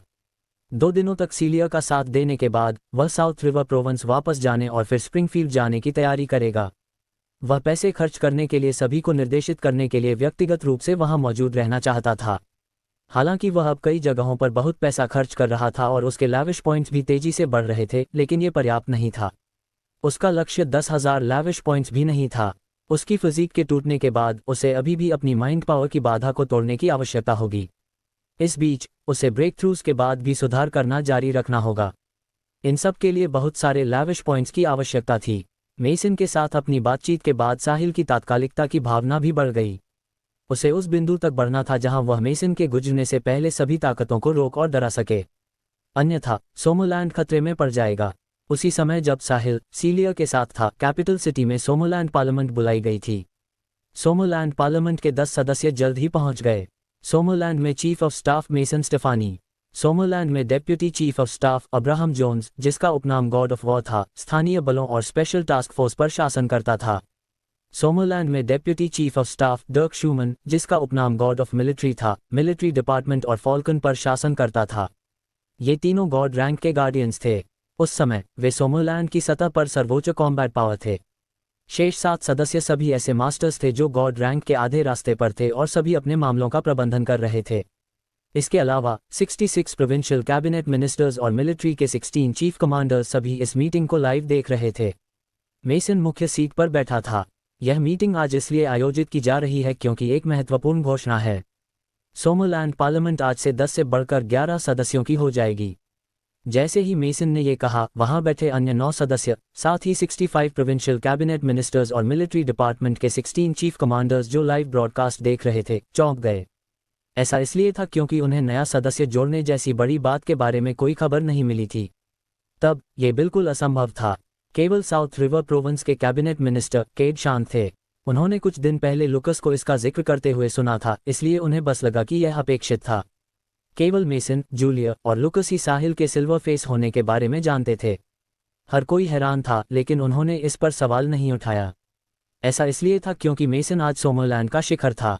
हालांकि पार्लियामेंट के सदस्य तकनीकी रूप से इस पर सवाल उठा सकते थे, लेकिन कोई भी ऐसा करने के लिए इतना मूर्ख नहीं था। अब जब मेसन ने इसकी घोषणा कर दी थी तो इसकी पुष्टि पहले ही हो चुकी थी, लेकिन इस सदस्य की विशेष स्थिति के कारण वह फिलहाल मीटिंग में उपस्थित नहीं होगा। हर किसी को बस उसके अस्तित्व के बारे में जागरूक होने की जरूरत है। ये पहली चीज होगी। और अब दूसरी चीज, हाल ही में कुछ हिडन फैमिलीज और सेक्ट्स ने बाहर आने की तैयारी करने के लिए प्रमुख परिवारों के साथ हाथ मिलाना शुरू कर दिया है। मुझे इनकी परवाह नहीं है, लेकिन एक चीज़ है जिसकी मुझे परवाह है, वह यह है कि जब तक तुम सोमोलैंड के टेरिटरी के भीतर हो तुम्हें उसके सिस्टम का पालन करना होगा। यदि उल्लंघन होता है तो तुम्हें अपराध की गंभीरता के अनुसार दंडित किया जाएगा। यदि अपराध विशेष रूप से गंभीर है तो मुझ पर आसानी से न जाने का दोष न दें। यदि मुझे करना पड़ा तो मैं तुम्हारे पूरे परिवार को उखाड़ फेंकने में संकोच नहीं करूंगा। मुझे आशा है कि जब तुम किसी के साथ सहयोग करते हो तो तुम अपने साथी की स्पष्ट रूप से जांच कर सकते हो। आपराधिक रिकॉर्ड वाले परिवारों और सेक्ट्स के साथ सहयोग न करना बेहतर होगा। अब मैग्नेटिक फील्ड अभी भी विस्तार कर रहा है, इसलिए मुझे आशा है कि हर कोई सावधानी बरतेगा और हमारी सोमोलैंड भूमि के हर इंच की रक्षा करेगा, चाहे वह बाहरी हो या आंतरिक। ठीक है, मुझे आज बस इतना ही कहना है। जिस किसी को भी कुछ कहना है वह अब बोल सकता है।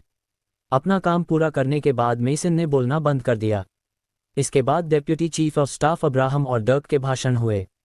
मूल रूप से उन्होंने चीफ ऑफ स्टाफ स्टेफानी के प्रति अपना दृढ़ समर्थन व्यक्त किया और फिर उन्होंने आश्वासन दिया कि वे घरेलू व्यवस्था बनाए रखेंगे और वादा किया कि वे इवल फोर्सेस को समाज की स्थिरता को नुकसान नहीं पहुंचाने देंगे। अन्य 7 सदस्यों के भाषण भी इसी तरह के थे।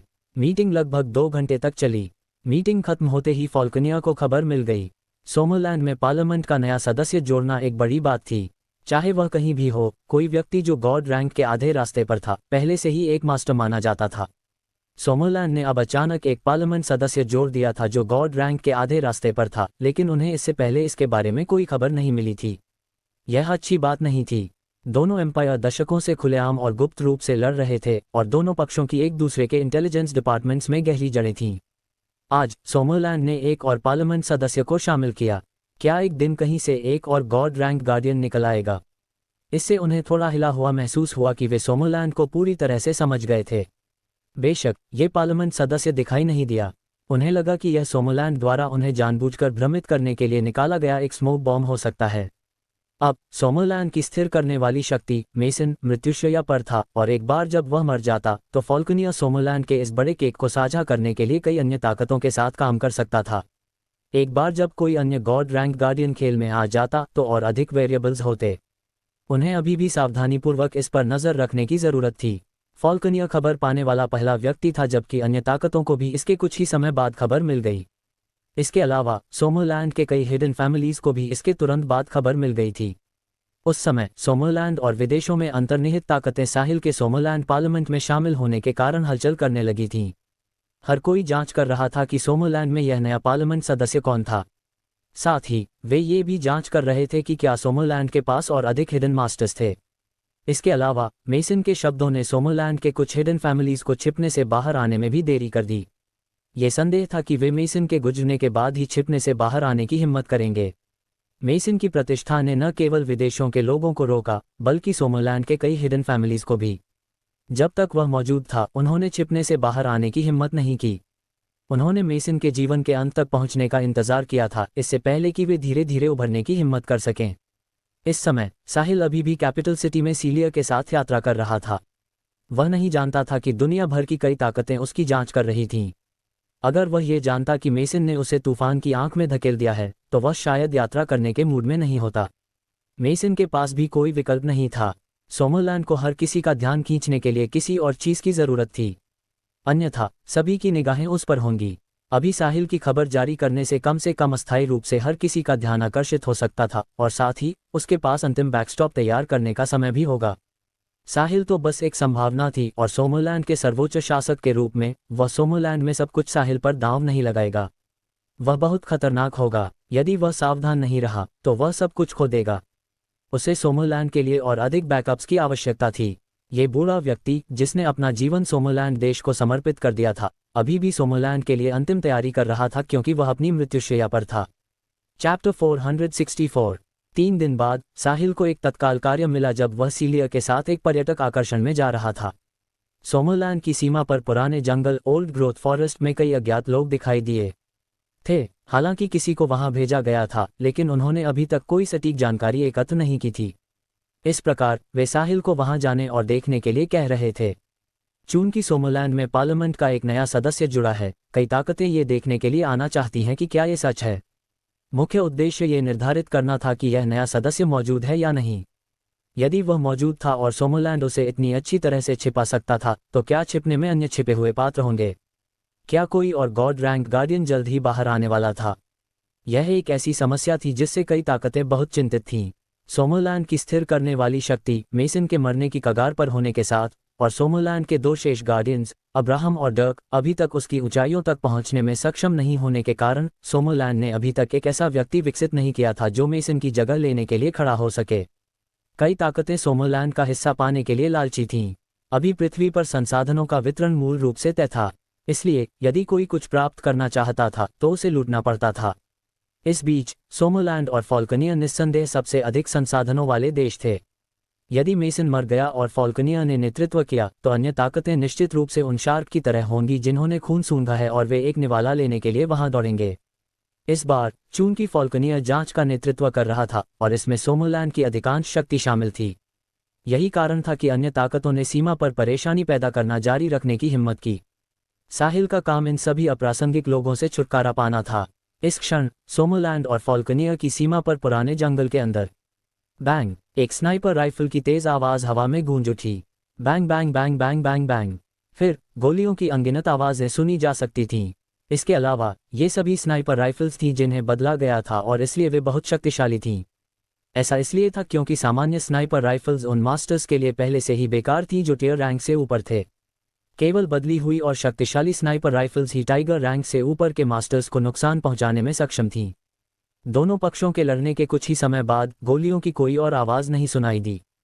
फिर युद्ध की विभिन्न ध्वनियां सुनाई दीं। स्नैप! एक लंबे फॉल्कनियन ने सिर्फ एक हाथ से सोमोलैंड के एक आदमी की गर्दन मरोड़ दी। वह जोर से हंसा, हा हा, क्या सोमोलैंड में कोई और नहीं है? तुमने अपने सारे कचरे को मरने के लिए यहाँ क्यों भेजा? जब मेसन मर जाएगा हम फॉल्कनियन सोमोलैंड के हर इंच को रौंद देंगे। वाकई यह अफसोस की बात है कि तुम्हें यह मौका नहीं मिलेगा। नरक में जाओ तुम दोगले। एक उदासीन आवाज उस आदमी के कान में गूंजी। इस बीच फॉल्कनियन ने अपने सीने में दर्द महसूस किया। एक खंजर ने उसके दिल को चीर दिया था। फिर उसका लंबा शरीर अचानक गिर गया। युद्ध के ऐसे दृश्य इस पूरे पुराने जंगल में पाए जा सकते थे। ये फॉल्कनिया द्वारा शुरू किया गया एक अस्थायी युद्ध था। पिछले कुछ वर्षों में फॉल्कनिया सोमोलैंड की ताकत का परीक्षण करने के लिए कभी कभी छोटे युद्ध शुरू करता था। हालांकि इन लड़ाइयों का पैमाना बहुत बड़ा नहीं होता था, फिर भी इस बार पैमाना आश्चर्यजनक रूप से बड़ा था। उन्होंने गॉड रैंक गार्डियंस को भी भेज दिया। अचानक एक तेज आवाज पूरे युद्ध के मैदान में गूंज उठी। अब्राहम कहाँ है? बाहर आओ और खेलो, देखते हैं कि तुम बड़े हो या नहीं। इस आवाज को सुनकर युद्ध के मैदान में मौजूद सभी लोगों ने अपनी आत्मा में एक कंपन महसूस किया। ब्लेज यहाँ है, चलो सोमोलैंड के इन लोगों को मार डालते हैं। फॉल्कनिया बेजोड़ है, फॉल्कनिया बेजोड़ है। जाहिर है फॉल्कनिया गार्डियन की मौजूदगी ने फॉल्कनिया के उत्साह को बहुत बढ़ा दिया। गॉड रैंक गार्डियन ने कार्रवाई की थी और सोमोलैंड के लोग बहुत हैरान थे। उन्हें उम्मीद नहीं थी कि फॉल्कनिया अपने गार्डियन को भेजेगा। ये पिछली किसी भी लड़ाई की तुलना में अधिक भयानक और महत्वपूर्ण था। मैं तुम्हारे साथ खेलूंगा, इसके बाद किसी ने उतनी ही तेज आवाज में जवाब दिया। चैप्टर 465। आवाज सुनाई देने के बाद बूम, मिसाइल के विस्फोट के बराबर की आवाज सुनाई दी। विशाल आफ्टरमैथ ने युद्ध के मैदान पर अनगिनत लोगों को लगभग खड़े होने में असमर्थ बना दिया। सैकड़ों मीटर के दायरे में पेड़ उखड़ गए थे जहां दोनों गार्डियंस टकराए थे। हवा में अनगिनत चूरा भर गया। किसी को याद रखना होगा कि यह एक पुराना जंगल था और यहाँ के पेड़ों के तने आदमी की बाहों जितने चौड़े थे। गार्डियंस की लड़ाई बहुत भयानक थी। ये वास्तव में आज पृथ्वी पर कॉम्बैट पावर का शिखर था। ये बहुत डरावना था। युद्ध के मैदान में मौजूद हर कोई इस दृश्य को देखकर दंग रह गया, जिसमें वे लोग भी शामिल थे जो गॉड रैंक के आधे रास्ते पर थे और जो पहले युद्ध में लगे हुए थे। ये पहली बार था जब उन्होंने दो गॉड रैंक गार्डियंस को इतनी करीब से लड़ते हुए देखा था। बुरा नहीं है डर्क। फिर से एक बार के बाद फॉल्कनिया के गार्डियन ने फिर से दहाड़ लगाई। बहुत अच्छा, जैसा कि तुम्हारी इच्छा है, डर्क ने जवाब दिया। बूम, एक और जोरदार आवाज। इसके तुरंत बाद boom boom boom boom boom. पूरे युद्ध के मैदान में अनगिनत तेज आवाजें गूंज उठीं। युद्ध के मैदान में लगभग हर कोई लड़ना बंद कर दिया और सभी उन दो गार्डियंस की ओर देखने लगे जो उस समय हवा में लड़ रहे थे। आज पृथ्वी पर सबसे मजबूत कॉम्बैट फोर्सेस के बीच एक लड़ाई के रूप में गार्डियंस के बीच की लड़ाई ऐसी चीज नहीं थी जिसे अक्सर देखा जाता था। इस तरह की लड़ाई उन मास्टर्स के लिए बहुत उपयोगी थी जो गॉड रैंक के आधे रास्ते पर थे, क्योंकि वे गॉड रैंक को तोड़ सकते थे और खुद गार्डियंस बन सकते थे उन्हें देखने के बाद। बूम, फॉल्कनिया के गार्डियन ब्लेज को डर्क के एक भूसे ने जमीन में धकेल दिया। द गॉड ऑफ मिलिट्री बहुत ही दुर्जय है। द गॉड ऑफ मिलिट्री बहुत ही दुर्जय है। द गॉड ऑफ मिलिट्री बहुत ही दुर्जय है। सोमरलैंड के सभी लोग उत्साह में चिल्लाने लगे जब उन्होंने फॉल्कनियर के गार्डियन ब्लेज को डर्क के एक भूसे से हवा से गिरते हुए देखा। हालांकि ब्लेज जल्द ही डर्क के सामने फिर से प्रकट हुआ। दोनों बस हवा में एक दूसरे को देखते हुए मंडरा रहे थे। एक बार जब वे गॉड रैंक में प्रवेश कर गए और गार्डियंस बन गए तो हवा उनके लिए समतल धरती की तरह थी।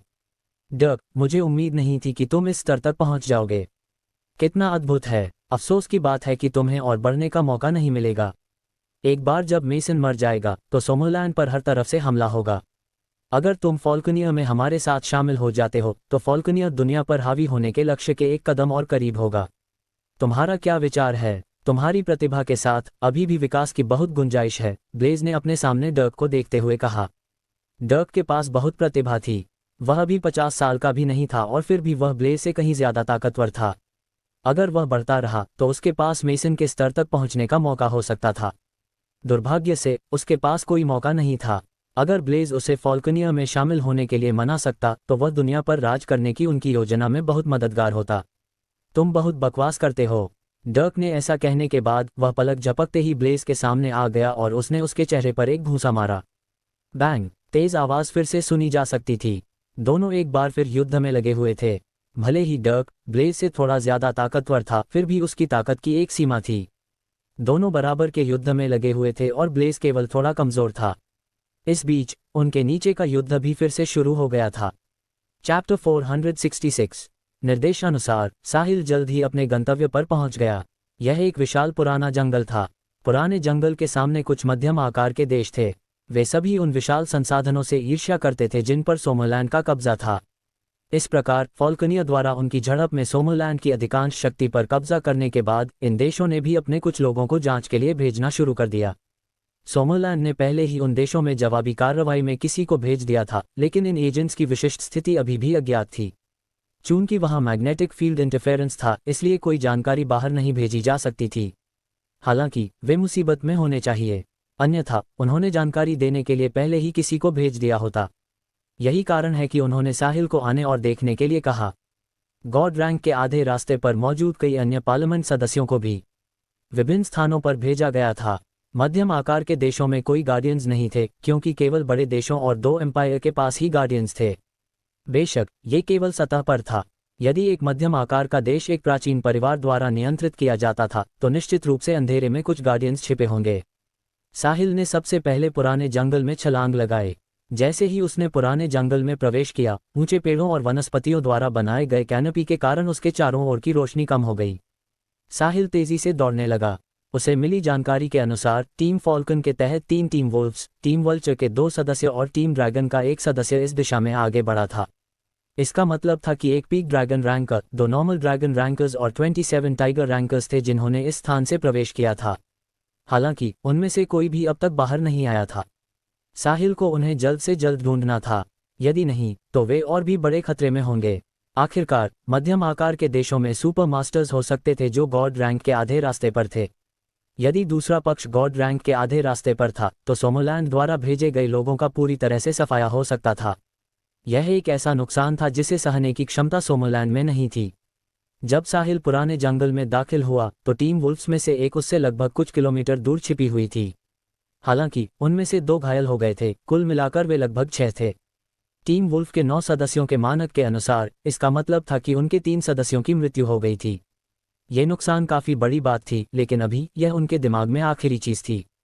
यहां तक कि सोमरलैंड को भी उम्मीद नहीं थी कि दूसरा पक्ष उनसे लड़ने के लिए इतने मास्टर्स भेजने की हिम्मत करेगा, और मारने की हिम्मत तो दूर की बात थी।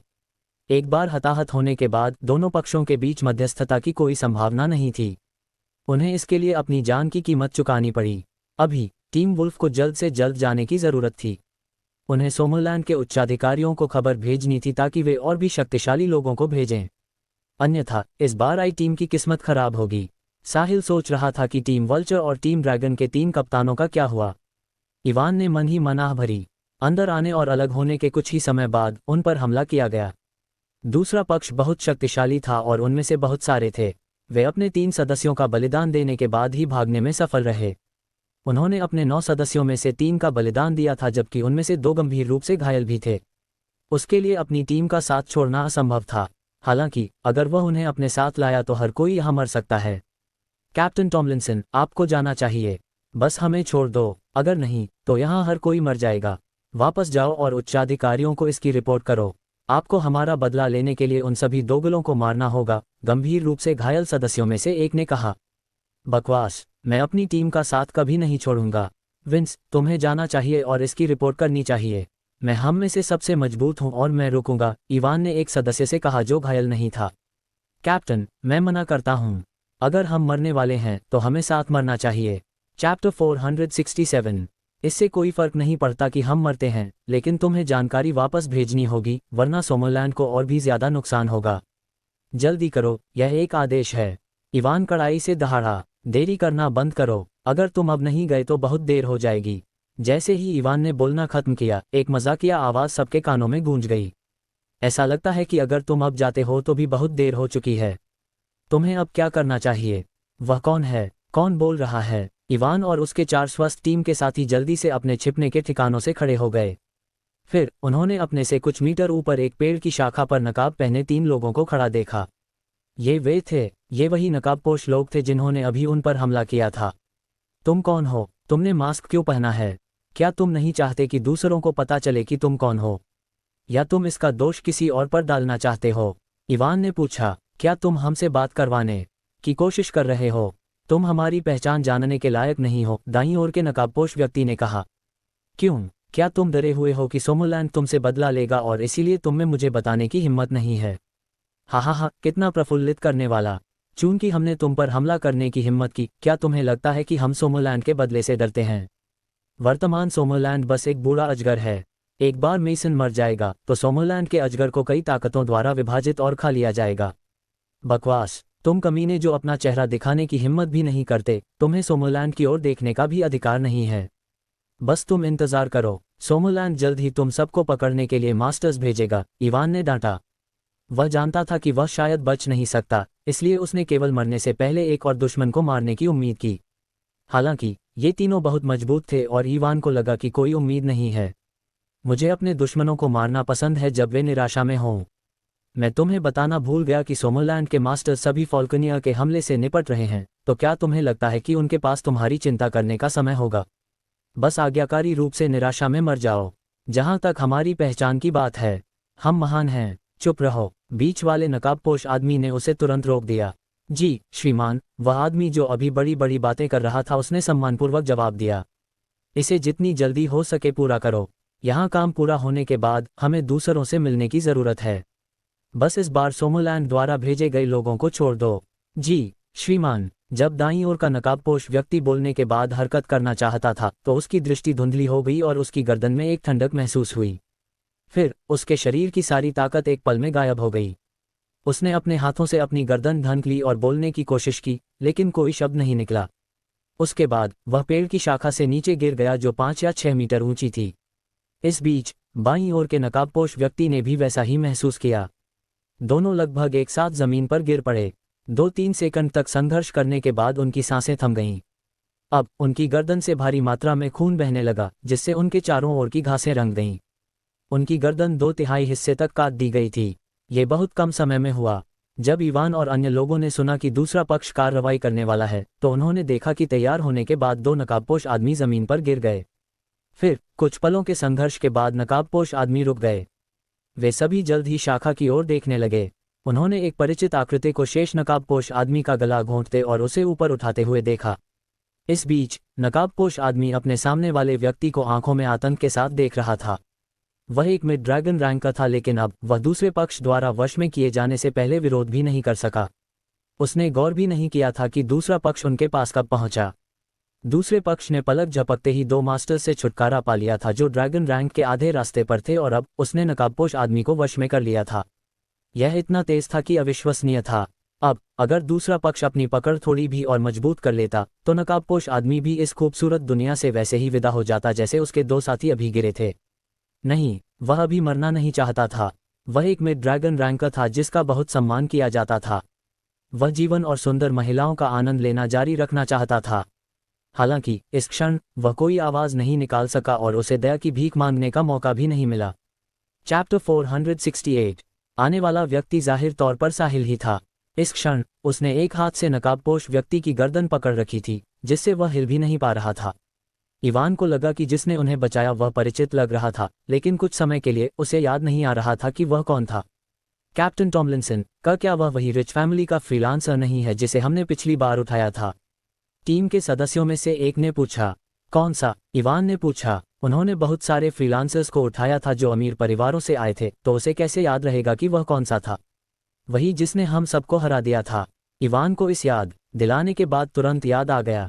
जब उन्होंने पिछली बार इस रिक्रूट को उठाया था तब उसकी पूरी टीम जमीन पर गिर गई थी, तो वह कैसे भूल सकता था? ये वही है। यह आदमी कितना शक्तिशाली है। ऐसा लगता है कि पिछली बार जब वह हमसे लड़ा था तो उसने अपनी पूरी ताकत का इस्तेमाल बिल्कुल नहीं किया था। साहिल एक शाखा पर खड़ा हुआ और धीरे धीरे नकाबपोश आदमी का गला घोंटने लगा। तुम कौन हो? इस बार कितने लोग आए हैं और उनकी ताकत क्या है? यहाँ आने का तुम्हारा क्या उद्देश्य है? साहिल ने पूछा। पुराने जंगल में प्रवेश करने के बाद वह पूरे रास्ते उड़कर आया, जबकि उसकी माइंड पावर भी चरम पर थी, इसलिए उसे किसी ऐसे व्यक्ति को ढूंढने में देर नहीं लगी जिससे वह परिचित था। टीम वुल्फ्स में से एक यहाँ छिपी हुई थी। उनमें से 2 गंभीर रूप से घायल भी हो गए थे। साथ ही पिछली बार की तुलना में 3 कम सदस्य थे जब उन्होंने उसे उठाया था। उन्होंने निश्चित रूप से अपनी जान कुर्बान कर दी होगी। हालांकि साहिल की पिछली बार उनके साथ कुछ गलतफहमियां हुई थी, लेकिन उस समय उसका दिल गुस्से से जल रहा था। ये सोमरलैंड के एलीट लोग थे और उन्होंने इसकी भूमि की रक्षा के लिए अपनी जान कुर्बान कर दी थी। वे सभी सोमरलैंड के नायक थे और वे देश के हर व्यक्ति के सम्मान के पात्र थे। दुश्मन 3 नकाबपोश लोग थे। उनमें से एक मिड ड्रैगन रैंक का था, जबकि अन्य 2 ड्रैगन रैंक के आधे रास्ते पर थे। वे बहुत मजबूत थे और वे ऐसे लोग नहीं थे जिनका मुकाबला टीम वुल्फ कर सके। जाहिर है दूसरा पक्ष इस बार पूरी तैयारी के साथ आया था। हालांकि नकाबपोश आदमी का गला घोंटा जा रहा था और वह चाहकर भी बोल नहीं पा रहा था। अभी वह केवल कराहने की आवाज ही निकाल पा रहा था। साहिल बता सकता था कि दूसरा पक्ष क्या चाहता है, इसलिए उसने अपनी पकड़ थोड़ी ढीली कर दी। अब नकाबपोश आदमी सांस लेने में सक्षम था और उसने पागलों की तरह ताज़ी हवा के कुछ घूंट लिए। अगर साहिल अपनी पकड़ ढीली नहीं करता तो उसकी मौत दम घुटने से हो जाती। अगर तुम मुझे जाने दोगे तो मैं तुम्हें सारी इंटेल दे दूंगा, नकाबपोश आदमी ने फटी आवाज में जवाब दिया। जब तुम मेरे सामने हो तो तुम्हारे पास शर्तों पर चर्चा करने की कोई योग्यता नहीं है, साहिल ने अपने चेहरे पर एक सपाट भाव के साथ कहा। चूंकि अगर मैं तुम्हें बताता हूं तो भी मैं मर जाऊंगा और अगर नहीं बताता हूं तो भी मैं मर जाऊंगा, तो मेरे बारे में कुछ भी जानने की सोचना भी मत। मेरी बात सुनो, इस बार हमने जो शक्ति भेजी है वह तुम्हारी कल्पना से परे है।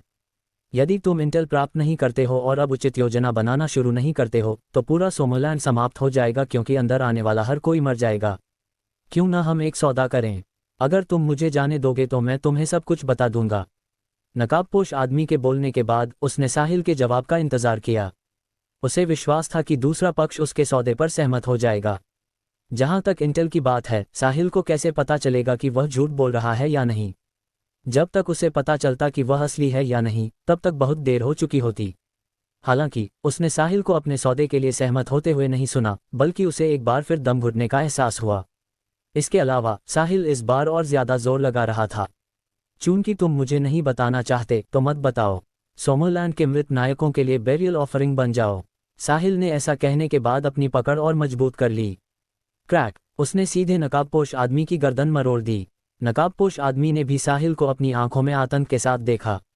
वह समझ नहीं पा रहा था कि यह सोमरलैंड इंटेल प्राप्त करने के बजाय उसे मारना क्यों पसंद करेगा। यह उसकी उम्मीदों से परे था। अगर नहीं तो उसने साहिल से इतनी हिम्मत से बात नहीं की होती। हालांकि कोई समय को पीछे नहीं मोड़ सकता था। जैसे ही उसकी गर्दन टूटी, वह सोमरलैंड के मृत नायकों के लिए बेरियल ऑफरिंग बनने के रास्ते में अपने 2 अन्य नकाबपोश सहयोगियों के पीछे जाने के लिए तैयार था। साहिल ने लापरवाही से उसकी लाश को फेंक दिया, शाखा से नीचे कूद गया और जमीन पर धीरे से उतरा। कैप्टन टॉमलिंसन, काफी समय बाद मिलना हुआ, साहिल ने अभिवादन किया। साहिल, तुम हो? पिछली बार के लिए मुझे बहुत खेद है, इवान ने सम्मानपूर्वक कहा। साहिल की ताकत उसकी कल्पना से परे थी। इससे भी ज्यादा हास्यास्पद बात यह थी कि उसने सोचा था कि साहिल एक कुलीन परिवार का बच्चा है जो केवल अपनी धाक जमाने के लिए अंदर आना चाहता है। कृपया इसे दिल पर न लें, कैप्टन टॉमलिंसन। पिछली बार जो हुआ उसके लिए मुझे माफी मांगनी चाहिए।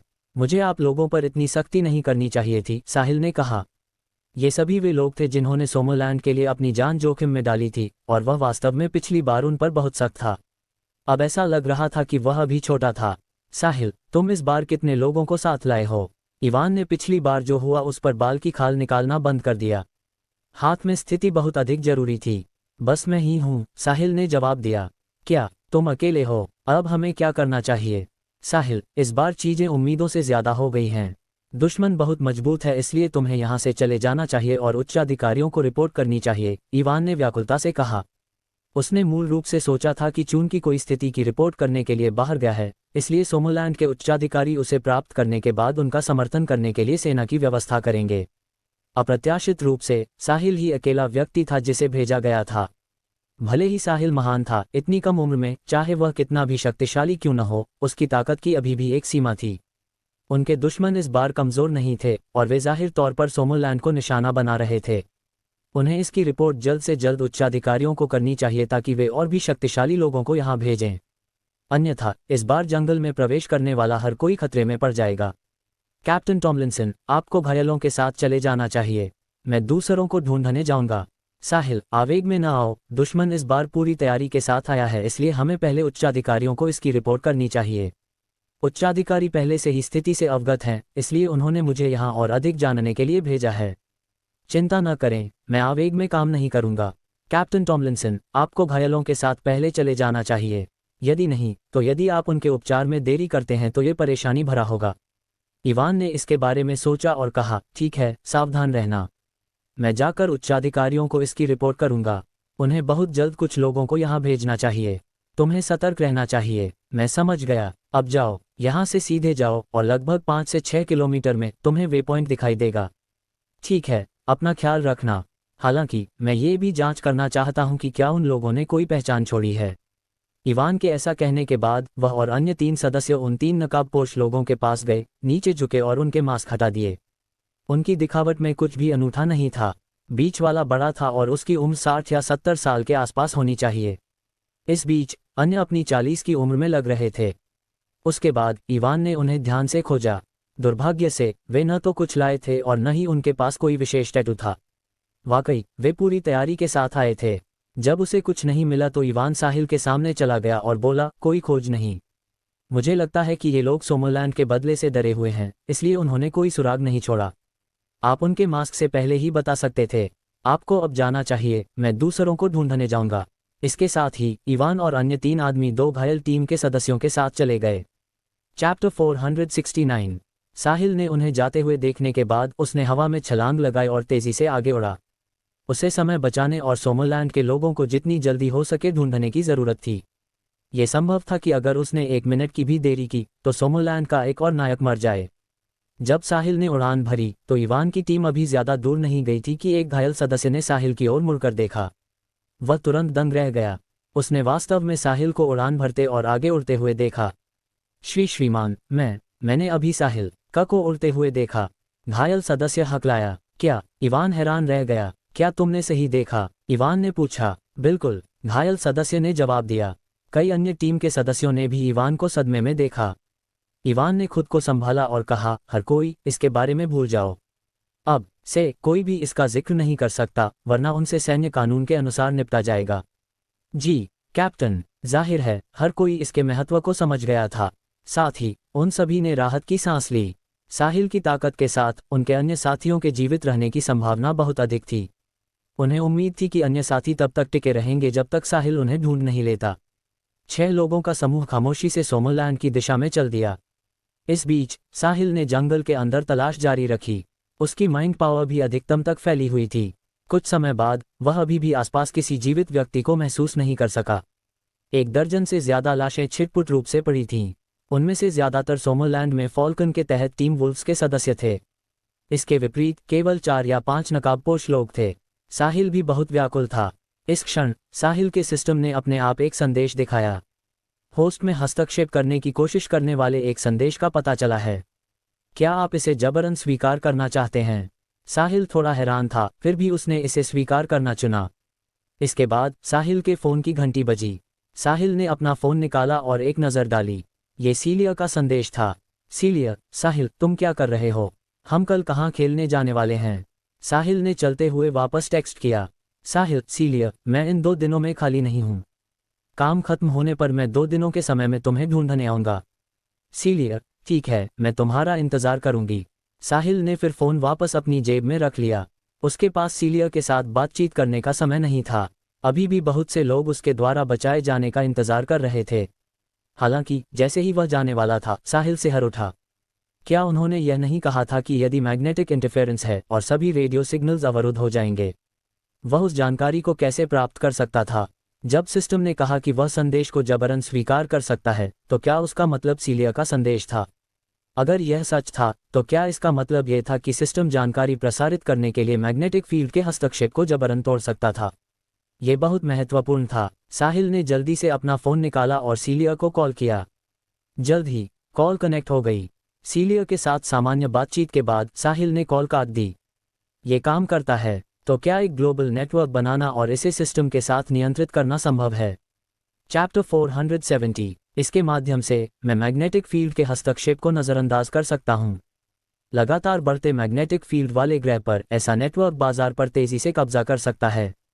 उस समय वह पूरी दुनिया के नेटवर्क को नियंत्रित करने में सक्षम होगा। तो क्या नेटवर्क पर मौजूद हर किसी को उसकी बात नहीं सुननी पड़ेगी? वह दुनिया के नेटवर्क का भगवान होगा। उसे अभी भी परीक्षण करने की आवश्यकता थी कि क्या सिस्टम इतने बड़े लोड का समर्थन कर सकता है। हालांकि अब इसके बारे में सोचने का समय नहीं था। वह केवल इस कार्य के समाप्त होने के बाद ही इसकी चिंता करेगा। साहिल तेजी से आगे बढ़ना जारी रखा।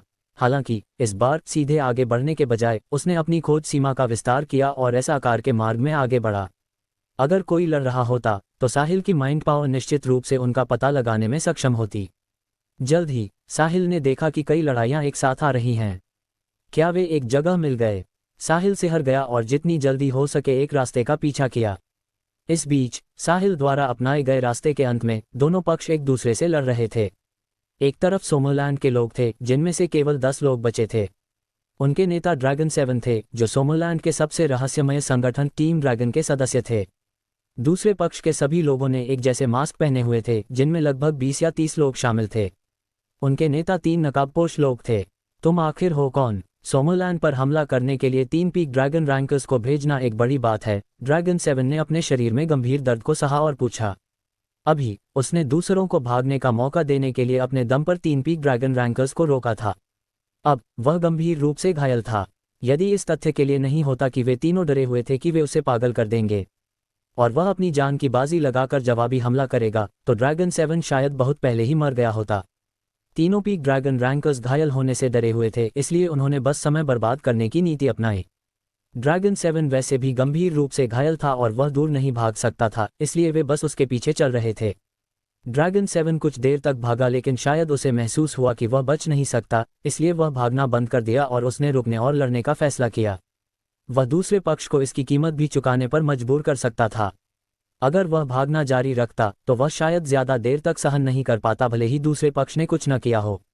सोमरलैंड पहले से ही ढहने की कगार पर है, इसलिए मैं आपको सलाह देता हूं कि अनावश्यक संघर्ष न करें। यदि आप आत्मसमर्पण करते हैं तो आप अभी भी जीवित रहने में सक्षम हो सकते हैं। जहां तक बात है कि हम कौन हैं, आपको जानने का कोई अधिकार नहीं है, नकाबपोश आदमी ने जवाब दिया। तुम सब ने सोचा कि ओल्ड मास्टर स्टेफानी मरने वाले थे, इसलिए तुम केक का हिस्सा हड़पने के लिए बाहर आ गए। तुम्हें कैसे पता कि यह सोमरलैंड द्वारा बिछाया गया खेल नहीं था ताकि तुम्हें अपनी ही दवा का स्वाद चखाया जा सके? जहां तक तुम्हारी पहचान की बात है, मैंने पहले ही अंदाजा लगा लिया है कि तुम कौन हो, ड्रैगन 7 ने दर्द सहा और मुस्कुराहट के साथ कहा। यह असंभव है, नेतृत्व कर रहे 3 नकाबपोश लोग एक साथ चिल्लाए। रिकॉर्ड के अनुसार मेसन लगभग 130 साल का है और वह पहले से ही पृथ्वी पर सबसे लंबे समय तक जीवित रहने वाला व्यक्ति है। उसके सभी शारीरिक कार्यों ने सबसे निचले स्तर तक गिर गए हैं और यह कहना मुश्किल है कि क्या उसके पास अभी भी कॉम्बैट एबिलिटीज हैं। यह असंभव है कि वह अभी भी सभी प्रमुख ताकतों का सफाया करना चाहता है, नकाबपोश आदमियों में से एक ने खुद को शांत करने के बाद कहा। क्या ऐसा है? तो फिर तुम अपना असली चेहरा दिखाने की हिम्मत क्यों नहीं करते? तुम बस सोमरलैंड के बदले से डरते हो। अब सोमरलैंड मैग्नेटिक फील्ड का उपयोग करने में बहुत कुशल है। एक मजबूत मैग्नेटिक फील्ड के तहत मानव शरीर के कार्यों को लंबे समय तक बढ़ाया जा सकता है। मैग्नेटिक फील्ड जितना मजबूत होगा, वह उतना ही लंबा चलेगा। क्या तुम यह नहीं जानते? ड्रैगन 7 ने कहा। क्या? तीनों हैरान रह गए। हालांकि ड्रैगन 7 ने जो कहा वह बहुत कम संभावना वाला था, लेकिन ये पूरी तरह से असंभव नहीं था। दुनिया भर की सभी ताकतों द्वारा मैग्नेटिक फील्ड के उपयोग का अध्ययन किया जा रहा था। ऐसी बात पूरी तरह से संभव थी यदि सोमरलैंड का शोध एक कदम आगे था। उन्हें ये संदेश वापस भेजना ही था, चाहे वह कितना भी असंभव क्यों न लगे, वरना सिर्फ एक गलत कदम उन्हें पूरा खेल हरवा सकता था। उन्होंने आज सोमरलैंड के बहुत से लोगों को मार डाला था और उन्होंने पहले ही सोमरलैंड को बहुत अपमानित किया था। सोमरलैंड के लोगों के चरित्र के साथ मध्यस्थता की बिल्कुल भी संभावना नहीं थी। जैसे ही तीनों संघर्ष महसूस कर रहे थे और उन्होंने अपनी सुरक्षा कम कर दी थी, ड्रैगन 7 ने कार्रवाई की। वह इस अवसर की प्रतीक्षा करने के लिए ही इतनी सारी बातें कह रहा था। हकीकत में उसने सब कुछ बना लिया था। इसका उद्देश्य इन लोगों को अपनी सुरक्षा कम करने के लिए मजबूर करना था। वह अंतिम प्रयास करना चाहता था। ये सबसे अच्छा होता अगर वह पीक ड्रैगन रैंकर्स में से एक को मार पाता। भले ही वह उन्हें मार न सके, वह कम से कम उनमें से एक को गंभीर रूप से घायल करना चाहता था। वह बस इतना ही कर सकता था। आखिरकार वह सिर्फ एक पीक ड्रैगन रैंकर था और दूसरी तरफ 3 पीक ड्रैगन रैंकर्स थे। ये पूरी तरह से न जीती जा सकने वाली लड़ाई थी। दुर्भाग्य से उसकी मृत्यु के बाद उसके पीछे के लोगों के जीवित रहने की कोई संभावना नहीं होगी। जैसे ही उसने हमला किया, वह सोचने लगा कि क्या भागने वाली टीम संदेश भेजने में सफल रही। दोस्तों, अगर आपको यह वीडियो पसंद आई है तो वीडियो को लाइक करें और नेक्स्ट पार्ट के लिए कमेंट कर देना और नोवेल एडिट चैनल को सब्सक्राइब कर लेना। Thank you.